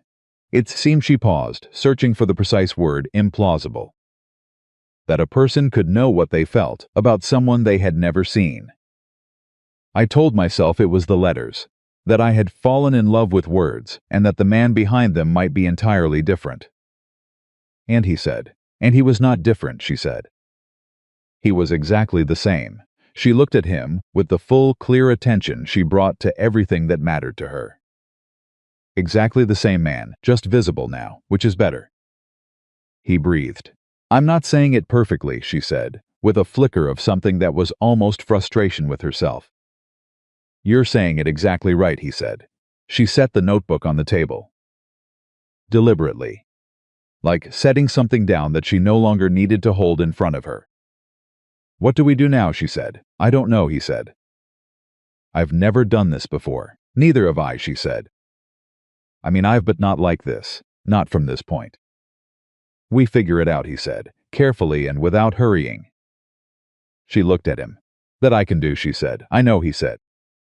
"That's why I said it." The corner of her mouth moved. And then, because he had been keeping count, and because this was different from the others, fuller, more certain, directed entirely at him, he felt it the way you feel weather change. In the place behind his sternum, where things that mattered lived. She picked up the notebook. "I have questions," she said. "Of course you do," he said. "Practical ones. Go ahead." The 2 weeks were day 7. Day 8, he said. "Today's Friday. Day 8, she said. You said 2 weeks to make a decision. Does the decision change what the remaining days look like?" He thought about that. "It doesn't have to look like anything different," he said. "We keep doing what we've been doing. You see more of the valley. I keep fixing things. You ask questions and I answer them." He paused. "Except now we know what we're working toward, instead of wondering about it." She considered this. "That seems reasonable. I'm a reasonable man," he said. "You're an unusually reasonable man," she said. "I'm still determining whether that's something I'll get used to." "Do you want to?" he said, not genuinely. She looked at him for a moment. "Yes," she said, "I want to." Richard Harlow left Cedar Hollow the following morning.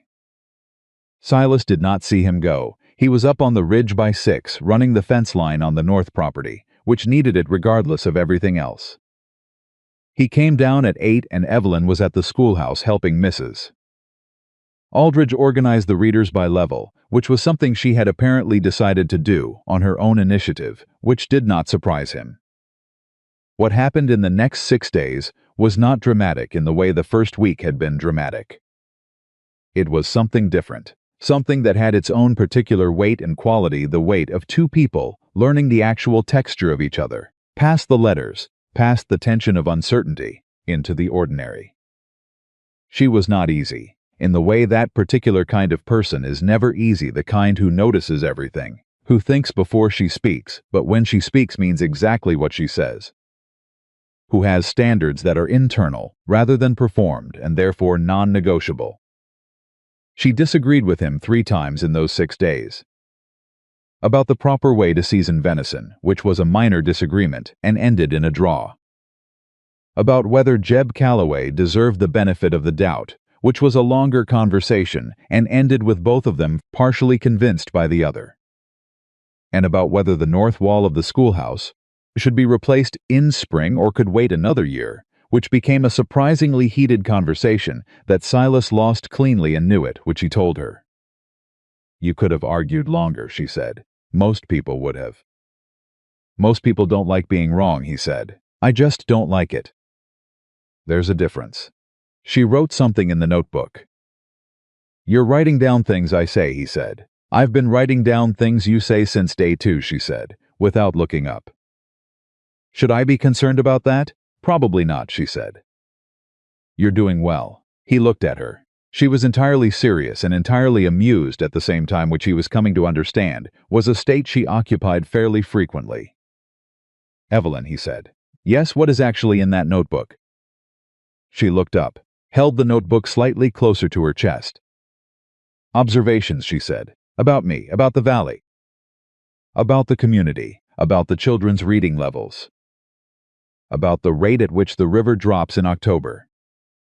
About," she paused. "Yes, some of them about you." "What kind of observations?" She opened the notebook, flipped several pages. "On day 3, she said, I wrote, he does not explain himself to people who have already decided not to understand him.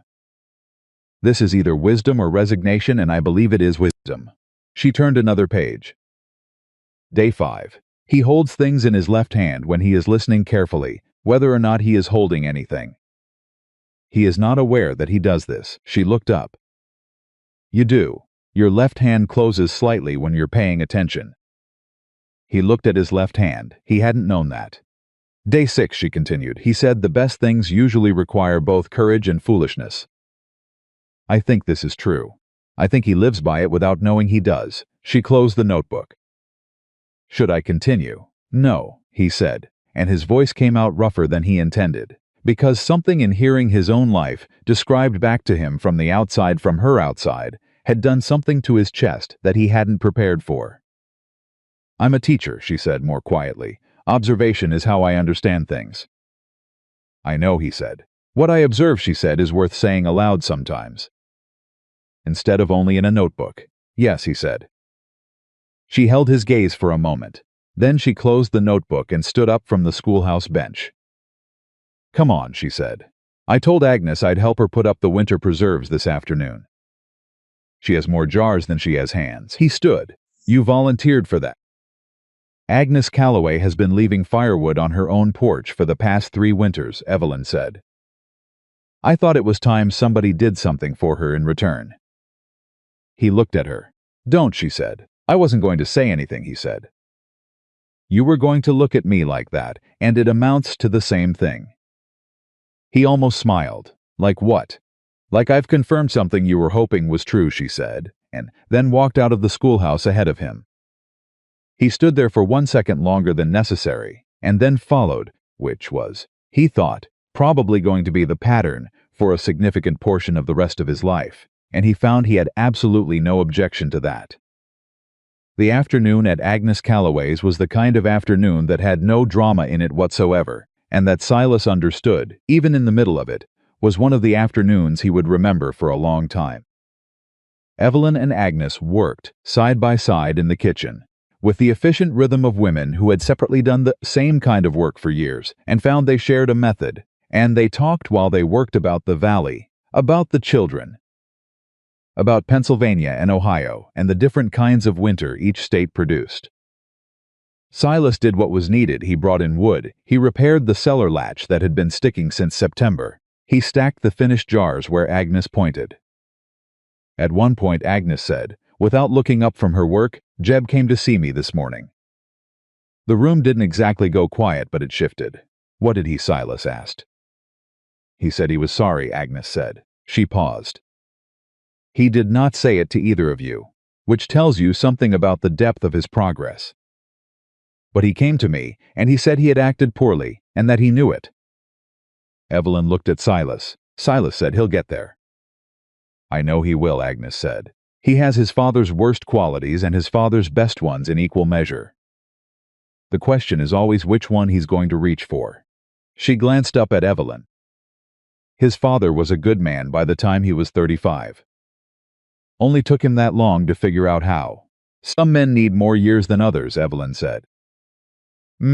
Agnes said, with the tone of a woman who had observed this phenomenon in enough men to have developed an entire philosophy about it.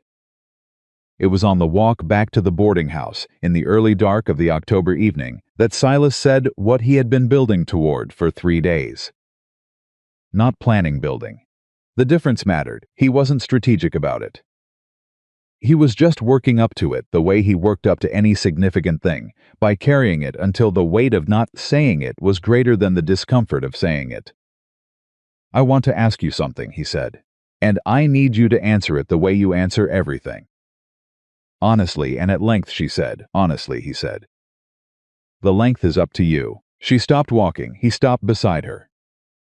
"When you think about staying," he said. "When you actually think about it, practically, not in the abstract. The winter here, the distance from everything you knew. The life that looks nothing like the one you had. When you think about all of that," he paused. "Is it possible, actually possible? Or is it something that feels right in October and becomes something else by January?" She was quiet, not the sorting quiet or the processing quiet. The real quiet, the kind that meant she was going somewhere honest, that required some effort to reach. "I taught school for 4 years," she said, "in a town where everyone knew my name and my family and what was expected of me. I was competent, and I was respected, and she paused, very, very certain that the walls around me were the exact shape of walls. She looked at him. "I am not afraid of hard winters or hard work or distance. I am afraid of walls I can see so clearly, I've stopped questioning whether they're load-bearing." He looked at her. "The walls here are different," she said. "Some of them are bigger.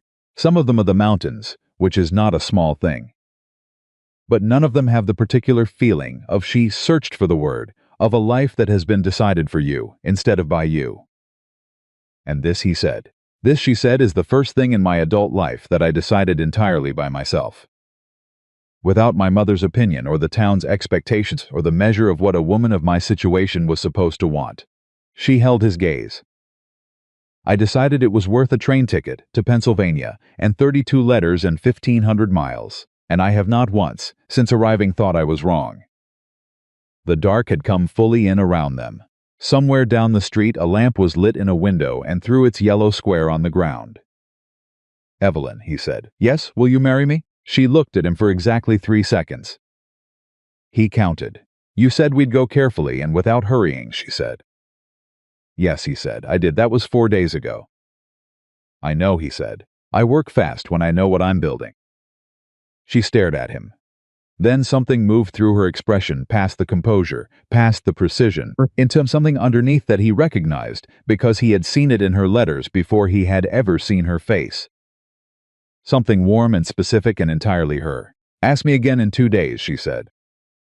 He looked at her. 2 days. "I want to spend 2 more days in this valley," she said.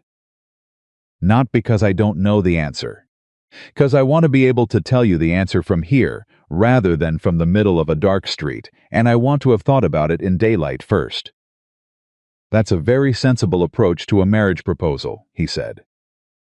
"I'm a very sensible woman," she said. "I know," he said. "That's why I asked. She turned back toward the boarding house. Then she stopped, turned around, and looked at him with the clearest expression he had seen from her yet. "Silas," she said, "yes. The answer is not going to change in 2 days." He held very still. "I just want the daylight," she said. He nodded once slowly. She went inside. He stood on the dark street of Cedar Hollow and looked up at a sky that was dense with stars. The kind of sky you only got this far from everything. The kind of sky that reminded you exactly how large the world was and how small your portion of it. And how unlikely it was, given all of that any particular thing happened at all. He thought about 32 letters. He thought about a woman stepping off a train in a town she had never seen, to meet a man who looked nothing like what she had imagined, and putting her bag down anyway. He thought about all the particular steps between that moment and this one, the south wall of the schoolhouse, and the coffee from Drummond's and the shelf on the ridge where his father was buried, and a notebook full of observations about a man who closed his left hand when he was listening. He thought about all of it. Then he went home to the ridge and slept, for the first time in 2 weeks, without any trouble at all. The next 2 days were ordinary in the way that days are ordinary. When you are carrying something that has not yet been said, but that both people know. They worked, they talked. She helped Mrs. Aldridge with the children 2 mornings in a row, and he noticed, watching from the doorway once, that she had a different register with them than she had with adults, still precise, still direct, but warmer in a way that was not performed. The children responded to her, the way children respond to adults who take them seriously. He did not say anything about it. He filed it. On the second evening, she came to find him at the livery. He was with Porter, which was where she expected him to be. She had learned his patterns the way she had learned the patterns of the valley, carefully, with attention, filing each thing where it belonged. 2 days, she said, from the doorway. He turned around. 2 days, he said. She stepped inside. She did not have the notebook. Yes, she said. He looked at her. You asked me something 2 days ago on the dark street, she said. The answer is yes. He had known it was coming. She had told him it was coming. And still, hearing it, he felt something move through him that he had no precedent for, something that started somewhere in his chest and went outward in every direction at once, not like an explosion but like water finding its level, settling into all the spaces that had been dry for a long time. Yes, he said, saying it back to her, because it needed to be said in his voice too. Yes, she confirmed, like a promise. Like the most precise and deliberate and completely certain thing she had ever said. He crossed the livery and stood in front of her, and she looked up at him with the same expression she had worn when she had put her hand on his arm at his father's grave, not performance, not decoration. Simply real, not her arm, her hand. She let him. They stood there in the livery in the cold and the dark and the smell of horses and hay, and Silas Wren, who had spent 17 years absolutely certain that the life he had chosen him back, and that the choosing was permanent and final, and not a matter for revision, understood for the first time that he had been wrong about that. That some things that look finished are only resting. That some doors you have convinced yourself were closed were simply waiting for someone to knock who knew how. Porter approves, he said, because the horse had turned around in the stall and was looking at them with the expression of an animal who had seen a great deal and considered most of it inevitable. Evelyn laughed, the full one, the real one, the one that surprised itself. Does his opinion matter? She asked. Out here, Silas said. Porter's opinion is the second most important one I consider. What's the first? Oh, she said. Yes, he said. She tightened her fingers around his. The next morning, Agnes Calloway cried when they told her. She had, by her own accounting, been expecting this since day 4, and she said so without a trace of apology. Mrs. Hale shook Silas's hand and told Evelyn that she had better judgment than she'd initially been given credit for, which Silas thought was a compliment in the particular shape of Cedar Hollow. Mrs. Aldridge said nothing at all for 30 seconds, and then said, "Good," in the tone of a woman who had wanted to say it for some time. Jeb Calloway found Silas at the livery that afternoon. He stood in the doorway, the same doorway where he had stood to deliver his warnings 2 weeks ago. And he looked at the floor and then at the wall, and then, with the effort of a man doing something that did not come easily to him, at Silas. "I heard," he said. "I figured you would," Silas said. A pause. "I was wrong," Jeb said, "about what I said. About what I told Harlow." He started again. He stopped again. "I thought if it didn't work out for you, it would mean something. That it would," he exhaled. "I don't know what I thought it would mean." "That it was right to give up before you start," Silas said. Jeb looked at him. "That's what you were looking for," Silas said. "Proof that trying doesn't work. Because then you don't have to try anything yourself." He said it without cruelty, because there was no cruelty in it. It was just the thing he had understood about Jeb from the beginning, and saying it plainly to a man who was standing in your livery trying to apologize seemed more respectful than softening it. He said finally, "Maybe." "The offer I made you 2 years ago still stands," Silas said. "When you're ready to come up the mountain and learn something about running trap lines that doesn't involve losing half your gear to the creek, you come find me." Jeb stared at him. "You're not," he stopped. "I'm not what?" "I told a man you were. I basically accused you of." "I know what you did," Silas said. "And you know you were wrong." "We've both said so. What comes next is up to you, not this conversation." Jeb stood in the doorway for another moment. Then he nodded. "Once." Silas turned back to Porter. "Don't," he said.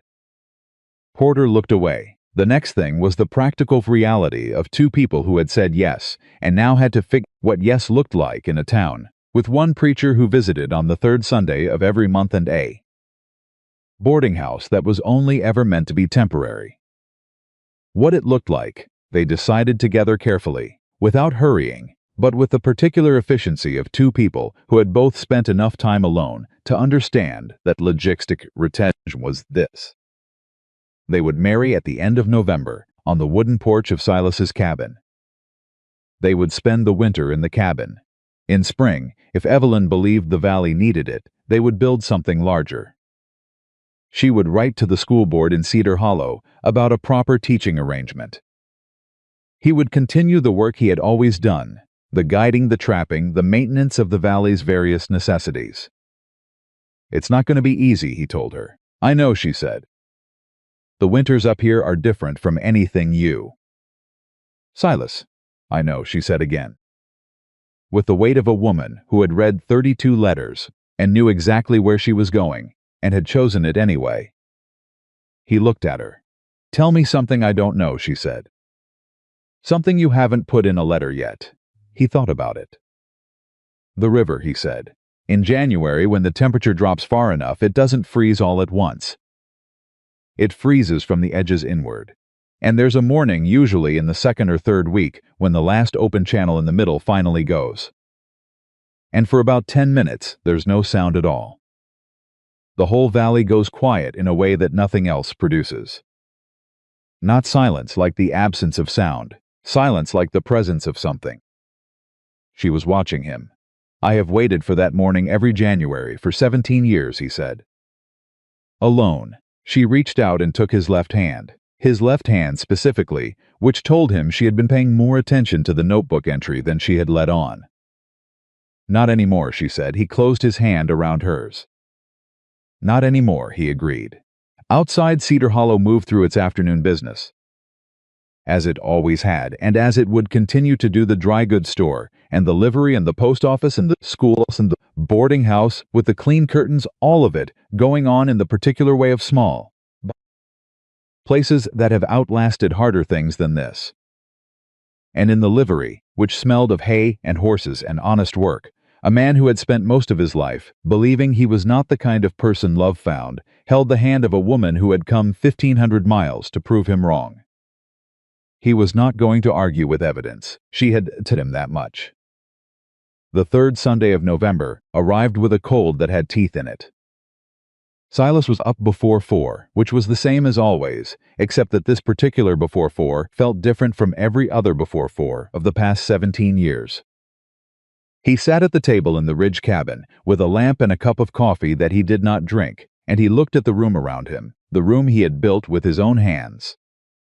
The room that had held only him for nearly 2 decades, and he tried to locate the feeling accurately. It was not nervousness. He had examined that possibility and set it aside. It was something larger and quieter than nervousness. It was the feeling of a man standing at the exact boundary between 2 portions of his life, aware that he is standing there, aware that the crossing is about to happen, and that once it does, the portion behind him will be permanently behind him. He found he was entirely at peace with that. He drank the coffee after all.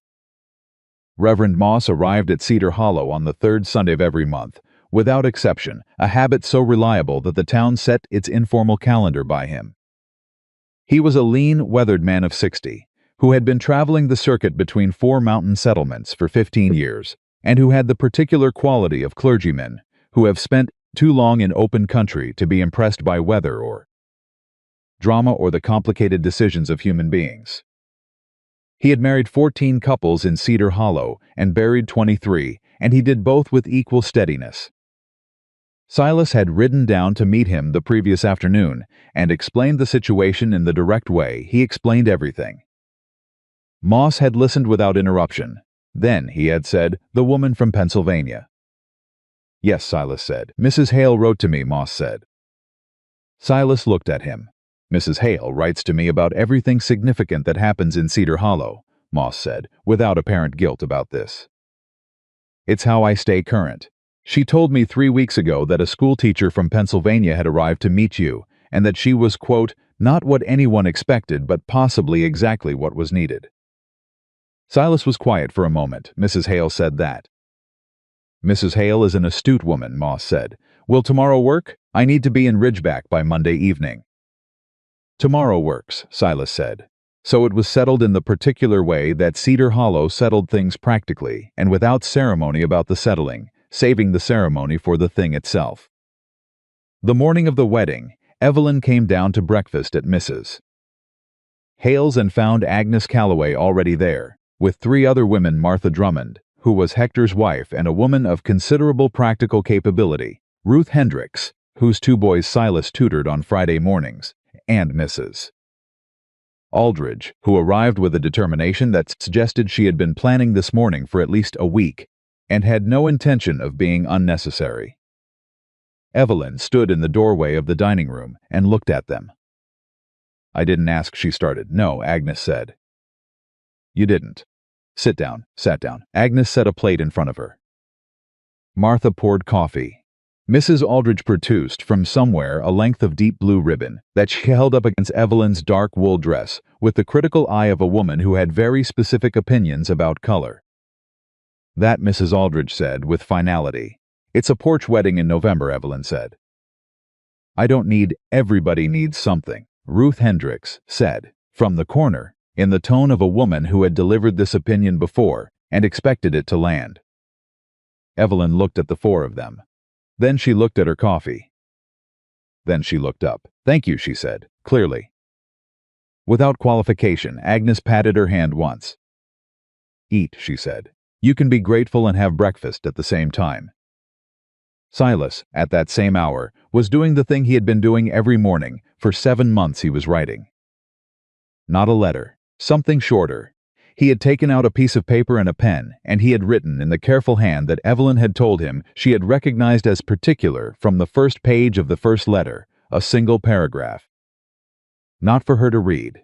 For him to read once before the morning was over. The way he had burned the paper that said "I love her." Only this time he wasn't going to burn it. He was going to fold it and put it in his coat pocket and keep it there. He wrote, "You spent 17 years believing you were not the kind of man that love found. You were wrong. You were wrong in the most specific and irreversible way possible. Remember that.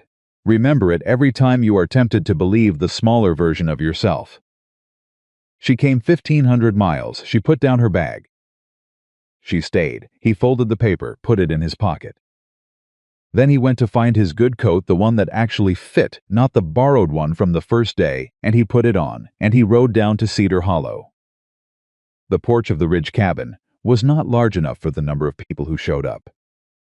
This was not something Silas had anticipated, and was very much something he should have. Cedar Hollow was not a large town. It was, however, a town that had watched its most solitary resident spend 17 years alone on a mountain. And the news that said resident was getting married on his own porch on the third Sunday in November had apparently constituted an event of the highest local significance. There were 31 people on and around that porch when Reverend Moss opened his Bible. Silas counted. He was aware that counting was a strange thing to be doing at his own wedding, and did it anyway. Evelyn came up the ridge path on Clover, riding straight-backed in the cold morning air, with Agnes on one side and Mrs. Aldridge on the other, and the blue ribbon threaded through her dark hair in a way that was simple and exact, and entirely her. She dismounted without help, because she always dismounted without help, and the day she was getting married was not the day she was going to change that, and she handed Clover's reins to young Tom Hendricks, who was 9 years old and had been practicing his reading with Silas for 3 weeks, and who took the reins with the seriousness of a person given an important responsibility. She walked up the porch steps. She stood beside Silas. She looked up at him with the same look she had given him in the livery 2 weeks ago, not the composed look, not the careful look, but the real one underneath. "You look nervous," she said, quietly, for him alone. "I told you it wasn't nervousness," he said. "What is it then?" "It's the feeling of standing at the border between one part of your life and another," he said. "And being completely willing to cross." She held his gaze for a moment. "Yes, exactly that." Reverend Moss cleared his throat. They turned to face him. What Moss said was the same thing he had said at 14 Cedar Hollow weddings, the words that had been said over human beings making promises to each other, for as long as there had been human beings and promises. Silas listened to every word as though it were the first time he had heard them, which, for all practical purposes, it was. He said the things he was asked to say, and he meant every syllable with the totality of a man who did not say things he did not mean. He felt the weight of Evelyn's hand in his when he took it, and he thought, somewhere under everything else, that her hand was smaller than his and fit there anyway, which was not a profound observation but was absolutely the one his mind chose. When it was done and Moss closed his Bible, and the assembled 31 people of Cedar Hollow made the sound that groups of people make when something they wanted to happen has happened, Evelyn looked up at him with the clearest eyes he had ever seen. "There," she said. "There," he agreed. He kissed her, which was something he had never done before, which was apparent, and which was nonetheless exactly right. Agnes cried. Ruth Hendricks cried. Mrs. Aldridge did not cry, but made a sound that was a very close neighbor to crying, and then covered it by announcing that there was food at the Drummond house, and everyone should go there immediately. Jeb Calloway, who had come and stood at the back of the assembled group, where nobody had specifically invited him, but nobody had specifically told him not to be, was very intently looking at a fixed point on the mountain and blinking more than the cold required. Silas saw it and said nothing and added it to the ledger he kept privately of Jeb's progress. They had the meal at the Drummonds, a long table's worth of food that had appeared from the collective resources of them in the way that food appeared in small communities when an occasion required it. Assembled without coordination, but with the particular efficiency of people who understood that occasion required feeding. Silas sat at the table in the middle of Cedar Hollow and ate food brought by people who had spent 15 years being afraid of him and 3 weeks watching him differently, and he thought about what Evelyn had said about walls. That the walls here were different, that none of them had the feeling of a life decided for you instead of by you. He looked at her across the table. She was deep in conversation with Mrs. Aldridge about reading methods, because Evelyn's wedding day was apparently not sufficient reason to stop thinking about the schoolhouse, which was one of the things he loved about her, and he understood that she was already doing what she had said she would do. She was making a life, not waiting for it to arrange itself. Making it. He was going to have to keep up. He found entirely unexpectedly that he was looking forward to the effort. The first twist of the afternoon came from a direction nobody anticipated, and it came from Hector Drummond, who waited until most of the meal was finished. and the conversation had settled into the comfortable murmur of a gathering that's its and was winding toward its close. Drummond stood up with a glass of something and looked around the table with the expression of a man who had been thinking about something for a while and had decided to say it. "I want to say something," Drummond said. The table went quiet. "I've known Silas Wren for 15 years, Drummond said. And in 15 years I have watched him fix more things in this valley than I can name, provide for more people than he'll admit to, and do more quiet good in the dark than most men manage in the light." He paused. "I have also watched him be the kind of lonely that you stop being able to see, because it's been there so long it looks like personality."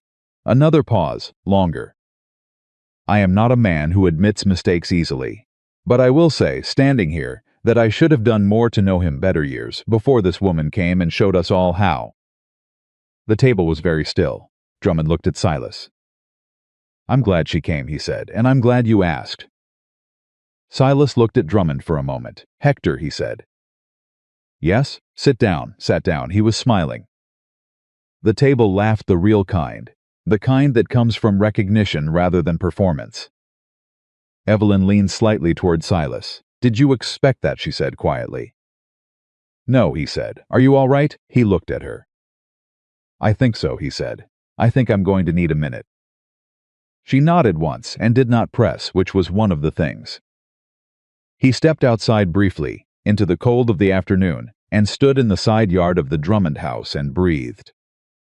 Not because he was overwhelmed in a bad way.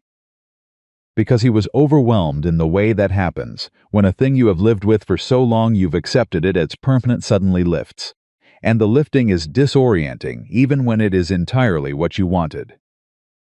He had been lonely for so long that the absence of it felt like the sudden absence of a weight he'd forgotten he was carrying. You notice the weight most when it's gone. He heard the door behind him. He expected Evelyn. It was Jeb. Silas turned. Jeb was standing 2 feet away with his hands at his sides and his jaw set in the way it set when he was doing something that cost him. "I need to say something to you," Jeb said. "Not what I said in the livery. A different thing." "All right," Silas said. Jeb looked at the ground. Then at the mountain. Then with visible effort at Silas. "My sister Cora," he said. "You know she wants to go east." "I know," Silas said. "I've been telling her for 2 years that she'd regret it. That there's nothing there for her, that she should stay." He stopped. "I think," he stopped again, exhaled. "I think I was doing what you said I was doing. Using her to prove something to myself." He looked at Silas. "She should go if she wants to go. That's another stop." "That's her right." Silas was quiet for a moment. "Yes," he said. "It is. I'm going to tell her," Jeb said, "when I go home tonight." "That's a hard thing to say," Silas said. "Harder than apologizing to me." "Yeah," Jeb said. "I know, it's the right thing." "Yeah," Jeb said again, a pause. "Then she'd want me to tell you congratulations." "Cora. She told me to say it. Tell her thank you," Silas said. Jeb nodded. "Turned to go. Stop the trap lines," he said, not turning around. "The offer you mentioned. Still open," Silas said. Jeb walked back inside. Silas stood in the cold for another 30 seconds. Then he went back into his wife. The word landed differently every time he thought it. Wife. He had spent so long unable to imagine the word applying to his life that he kept testing it, quietly, the way you test ice pressing down to see if it holds.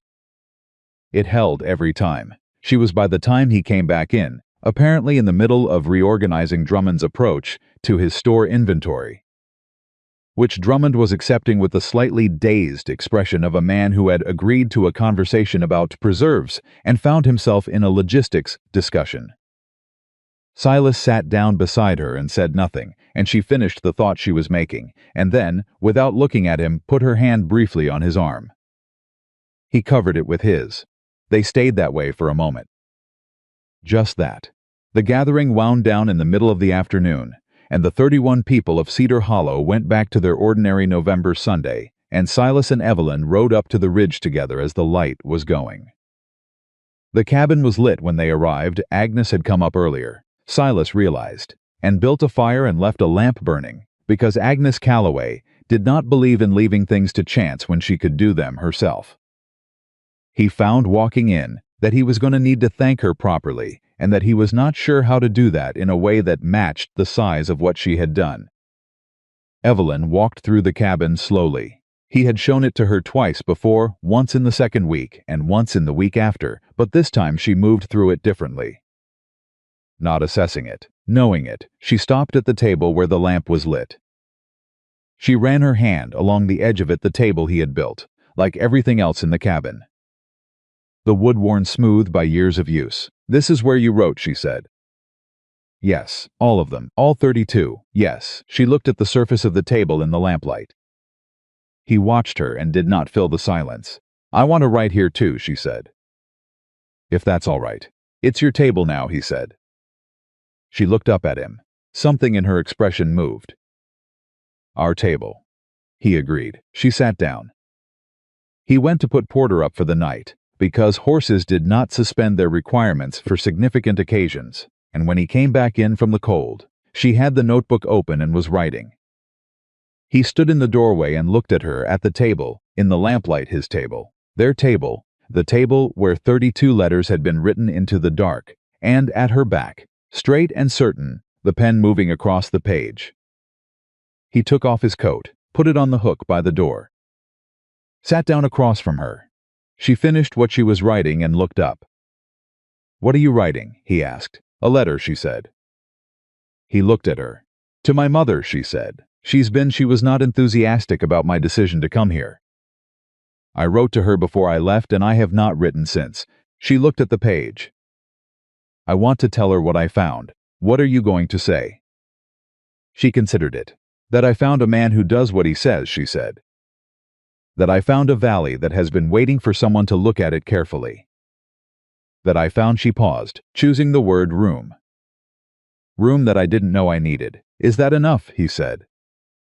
"For my mother," she said. "She will want details. She will write back with 17 questions, and at least 2 suggestions that I haven't asked for." She looked at him. "But the short version will do for the first letter." He nodded. "Then can I say something?" "Yes. Write to her," he said. "And tell her she's welcome here, if she ever wants to see it for herself." Evelyn looked at him. "You don't know my mother," she said. "No," he said. "But she raised you. I figure I owe her something on that account." She stared at him for 3 full seconds. Then she looked back down at the page and wrote something. He suspected it was that, or close to it. They sat at the table in the lamplight until late in the evening, she writing, he reading a book that he had genuinely meant to finish since February. And the cabin held them both the way it had held only him for 17 years, except that it held them differently. Warmer, fuller, like a space that has been waiting, without knowing it was waiting, for exactly the right amount of something. The first winter came hard. Silas had told her it would, and she had said she knew, and he had believed her. But there is a difference between knowing a thing intellectually and knowing it in the body in the cold that got into everything. In the mornings when the temperature was so low the hinges on the cabin door contracted and had to be forced. In the weeks in January, when the snow came in a way that was less weather and more condition. When the world simply was snow and everything else was detail. She did not flinch. He watched for it. Not because he doubted her, she had not given him reason to doubt her, but because he had spent 17 winters up here alone, and he was aware that each one had something particular in it. Some specific difficulty that he had met on his own, and he wanted to know how she met hers. The second week of January, a family 2 miles down the valley, the Moors, a young couple with twin girls of 4 lost their roof to a windstorm. Not completely. The other side did not, and they were in the storm with 2 children and half a roof in January. Silas heard about it at first light. He was already saddling Porter when Evelyn appeared in the cabin doorway fully dressed with the practical coat on. "I'm coming," she said. "The girls need," he started. "They need 2 people," she said, "not 1, and their mother is going to need someone to manage the children while their father and you fix the roof." He looked at her. "Porter can carry us both for 2 miles," she said. He moved his boot from the stirrup. They arrived at the Moore cabin to find exactly what she had predicted, staying in the wreckage of the fallen roof section with the expression of a man trying not to panic and Sarah Moore inside with two 4-year-old girls who were frightened and cold and not understanding why their house was broken. Evelyn went through the door to Sarah, and the girls and Silas went to Tom, and they each went to the thing that needed doing without discussion, because they had been living with each other long enough to know, without talking about it, where each of them was most useful. The roof section took 4 hours. Tom Moore was a capable man who had built the cabin himself and knew what he was doing. What he lacked was height and leverage, both of which Silas provided.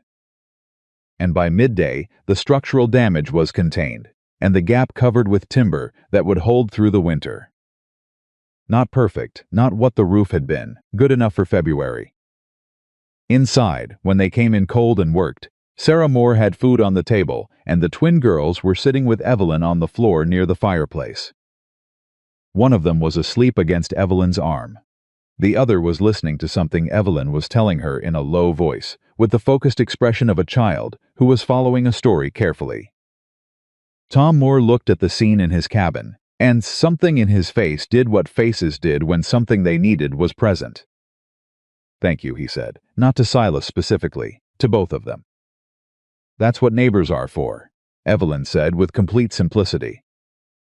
The sleeping girl shifted. Evelyn adjusted without breaking the story for the waking one.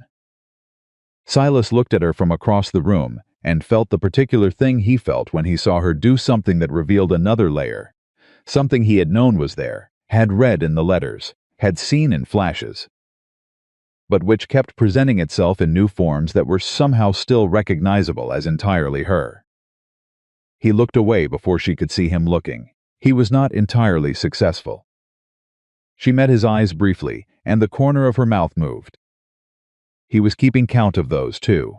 He was aware this was going to be a project of decades, and he found he had no objection to that.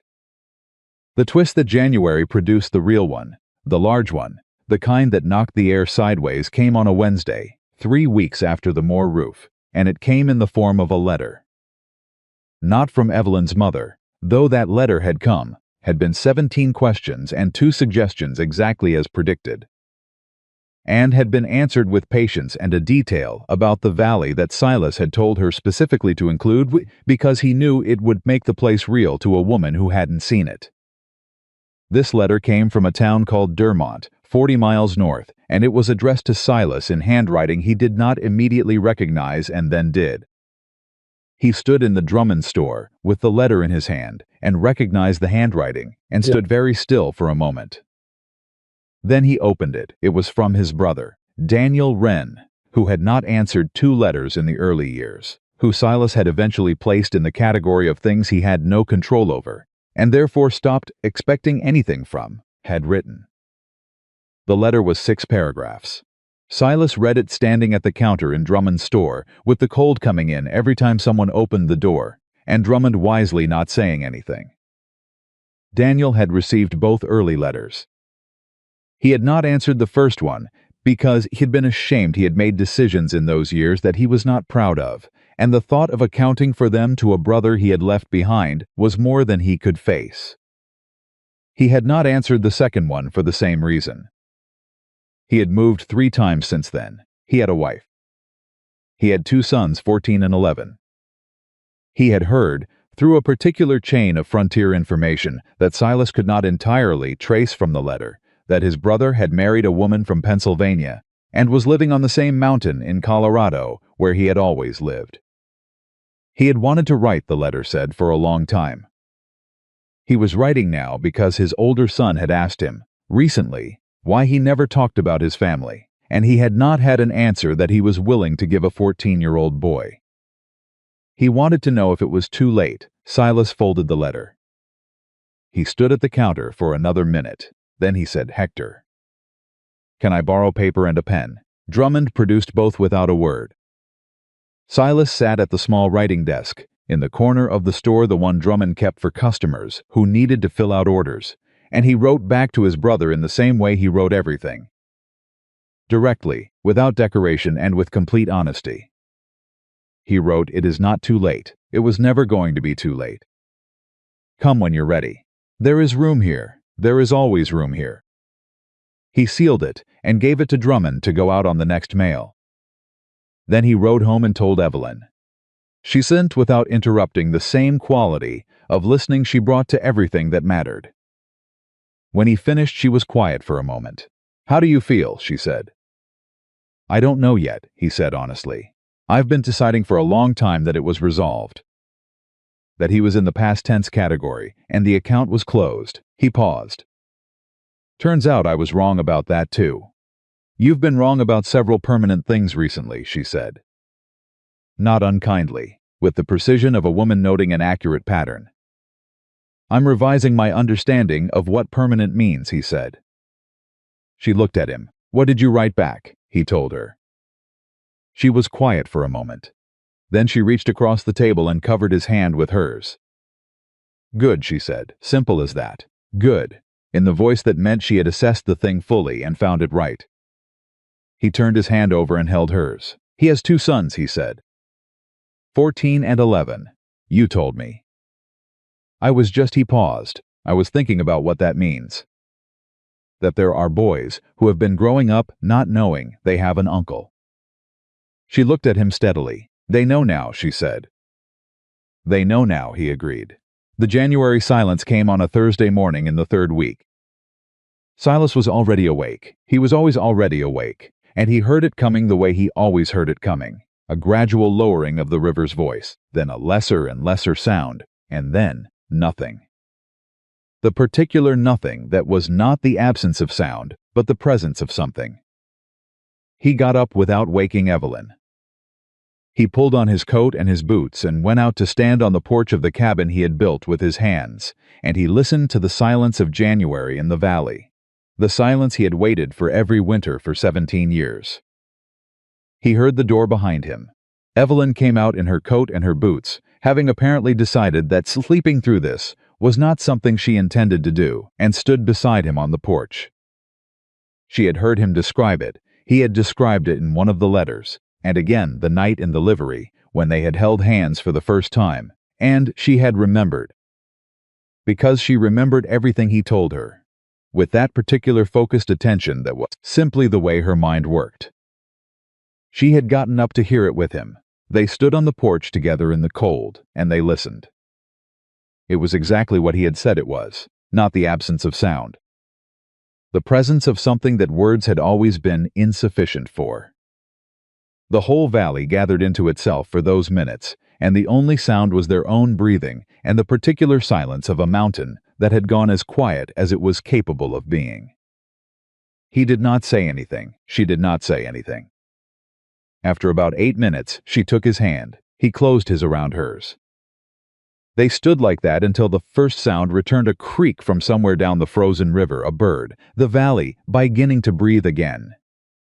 "Yes," she said quietly, not to him specifically. To the thing they had just experienced. "Yes," he said. She looked up at him. "Every year," she said. "Every year," he said. She turned back inside, and he followed her, and they closed the door behind them against the cold. Spring came the way it always came in the Rockies, reluctantly, and then all at once, as though the mountain had been holding its breath for 5 months, and finally let it go. The river unfroze from the center outward. The aspens came back. The elk calves appeared on the north ridge. The world that had been white and iron for months became very suddenly a different world entirely. Evelyn had spent the winter the way she spent everything, fully and with purpose. She had worked with Mrs. Aldridge 3 days a week and taken over the Thursday sessions herself, which had resulted in a significant improvement in the reading levels of the younger children, which Mrs. Aldridge reported to anyone who would listen with the satisfaction of someone whose faith has been confirmed. She had finished writing to her mother and begun receiving letters back that had, with each exchange, become slightly less full of questions and slightly more full of something that was adjacent to acceptance, if not quite there yet. She had learned, over the course of 5 months, every family in the valley by name, which families needed watching, and which ones needed space, where the practical problems were, and which of them she could do something about. She had become, without making a project of it, part of the place. Silas watched this happen with the particular feeling of a man watching something he had hoped for, but not allowed himself to expect, arriving. On the first real spring morning, the kind where the air had changed, and you could feel it in the way the cold was different, softer. Not gone, but becoming something else. Evelyn came out onto the porch with her coffee and her notebook and stood looking at the valley. He came out beside her. "Your brother wrote," she said. He looked at her. "This morning. Drummond sent Tom Hendricks up with the mail." She held out the letter. "I didn't open it. He took it. Opened it. Daniel was coming." Not immediately. He had arrangements to make, a farm to sort out, a wife to convince. Which he said with a humor that Silas recognized as the particular kind of humor that had been in his brother's voice when they were young, and which he was startled to find still recognizable after 30 years. He was thinking July. He wanted to bring his sons. He said he had told his older boy about his uncle. He said the boy had listened carefully and then asked one question. He said the question was, "What's he like?" Daniel had written, "I told him you were the kind of man who fixed things." Silas read that sentence twice. He folded the letter. "Well," Evelyn said. "July," he said. "He's bringing his family in July." She looked at him. "What do you need?" He looked at the valley. He thought about the cabin, one room, essentially, with the sleeping loft and the main space, and the table where they both wrote now, her side and his side. The notebook and the letters, and whatever he was currently reading, left open against each other in the middle. "I think," he said, "we might need to build something larger." She had been waiting for this. He could see from her expression that she had been waiting for exactly this conversation, and had probably been waiting since October. She opened the notebook. "I've been thinking about the east wall," she said. "If you extend it 20 feet and put in a proper second room." "You drew plans," he said. "Preliminary thoughts," she said. He looked at the notebook. She had, with the particular precision she brought to everything, sketched out a floor plan that was significantly better than anything he would have come up with on his own. "You've been doing this all winter," he said. "I've been thinking about it," she said. "There's a difference. Evelyn, yes, you've been doing this all winter." She looked at him directly. "You said there was room," she said. "I wanted to make sure there would be." He took the notebook, looked at the plan, turned it once. "The east wall is load-bearing," he said. "You can't extend without a proper lintel." "I know," she said. "I accounted for it. Look at the line there." He looked. She had. He closed the notebook and gave it back to her. "All right," he said. She took the notebook with the composure of a woman who had been confident about this, but was still glad to have it confirmed. "We'll start in April," he said. "Grounds workable by mid-month." "I thought May was more realistic," she said. "April," he said. "I work fast when I know what I'm building." She looked at him. He had said those words before. She remembered. She always remembered. "All right," she said. "April." They built in April. He did the structural work and she directed the interior, and they argued about 3 things, which was by now a completely normal proportion of their communication, and one that both of them found neither too much nor too little. The Hendricks boys came and helped on 2 Saturdays, which Tom Moore's older girl said was unfair, and which resulted in her joining them on the 3rd Saturday, with her mother's entirely unsurprised permission. By June, the cabin had a second room and a proper window on the east wall and a table large enough for company. Daniel Wren arrived on a Thursday afternoon in July with his wife Martha, small and sharp-eyed and clearly the person who had organized the entire trip and everyone in it, and his sons, William, who was 15 by then, and Solomon, who was 12. They came up the mountain road in a wagon that was better than Silas expected and worse than the road required, and they pulled up in front of the cabin in the early afternoon. Silas stood on the porch. He had not seen his brother in 30 years. Daniel was shorter than him, most people were, and had gone gray at the temples, and had the look of a man who had worked outside for most of his life. He climbed down from the wagon and stood at the bottom of the porch steps and looked up at Silas. 30 years. "You got bigger," Daniel said. "You got older," Silas said. A pause. Then Daniel walked up the steps and Silas put his hand out, and Daniel ignored it and put his arms around him instead, which was not something either of them had probably planned, and which was entirely right. They stood like that for a moment. "I'm sorry," Daniel said, low, into his shoulder. "I should have answered the letters." "Yes," Silas said. "You should have. I'm answering now." "Yes," Silas said. "You are." They stepped back. Evelyn came out of the cabin with 2 cups of coffee and the expression of the woman who had organized the deal to make sure this moment happened comfortably and who was now going to be entirely in the background of it, which was exactly what was needed. William, 15 and watchful, was looking at his uncle with the expression of a young man who had been told something and was now testing it against reality. He looked at the cabin, he looked at the valley, he looked at Silas. "You built all of this?" William said. "Most of it," Silas said. Some of the recent work was a collaboration. He looked at Evelyn. William looked at her too. "Are you the one who came from Pennsylvania?" "I am," Evelyn said. "My father said you came a long way to get here." "I did," she said. William thought about this. "Was it worth it?" Evelyn looked at Silas. He looked at her. "Yes," she said. "Every mile." William seemed to accept this. He turned back to the valley with the particular look of a 15-year-old who has decided something is real and is now making room for it. Solomon, 12, had gone immediately to Porter's fence and was offering the horse his palm with the seriousness of a boy who had learned proper horse manners from someone and knew it. Silas watched him. "He's good with horses," Daniel said, coming to stand beside Silas. "Gets it from somewhere," Silas said. Daniel looked at him sideways. Silas said. "Yeah," Daniel said quietly.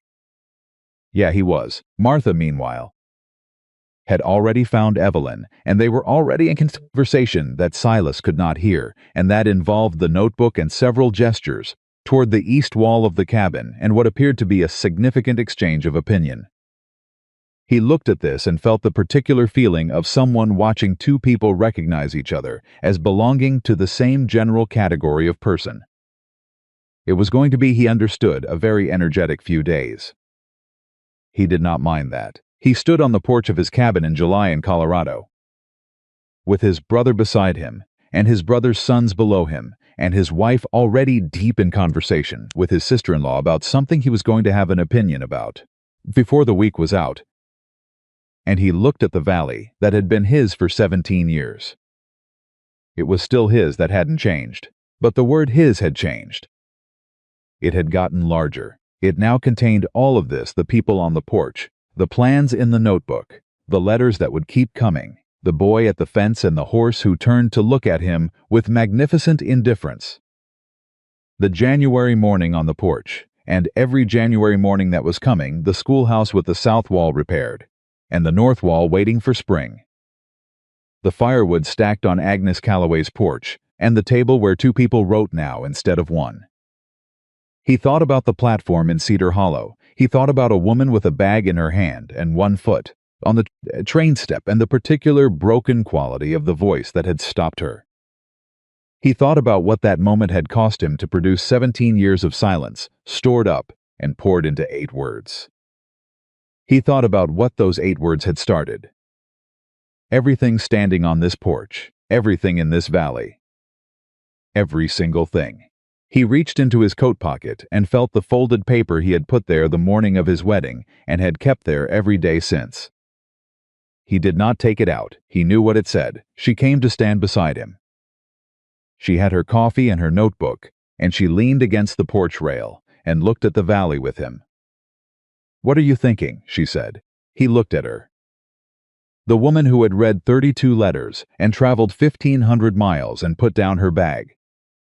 The woman who had notebooks full of observations and plans for east walls and letters to her mother that were getting gradually warmer. The woman who had gotten up in the cold dark of January to stand on a porch and listen to a river go quiet. "I'm thinking," he said, "that I was wrong about most of the things I believed for the first half of my life." She looked at him steadily. "Which things?" "That solitude was the same as peace," he said. "That a man with scars was not worth choosing, that the letters had been foolish." He paused. "That the door was closed." She held his gaze. "It was never closed," she said. "No," he said. "It was never closed. I just didn't know how to knock." She put her hand on his arm, the way she had done on the ridge at his father's grave. Simple and specific and completely real. You didn't knock, she said. You wrote 32 letters instead. Did that work? He said. She looked at him with the full, clear, unflinching attention of a woman who had crossed a continent on the strength of those words and found every single one of them true. It worked, she said. The valley held them. The mountain stood behind them. Daniel said something to his son, and the boy laughed a young, bright sound that the ridge had never heard before. Martha said something to nobody in particular, and Evelyn answered without looking away from the valley, because she was always tracking 3 things at once and always had been.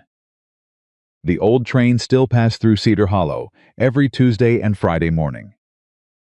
The platform where a man had once stood in a coat that didn't fit and asked a woman not to leave was still there, worn smooth now by years of boots and weather, the same wooden planks, the same distance between the station and the mountains. But the man who had stood on it was not the same man. And the woman who had put down her bag was not passing through anymore.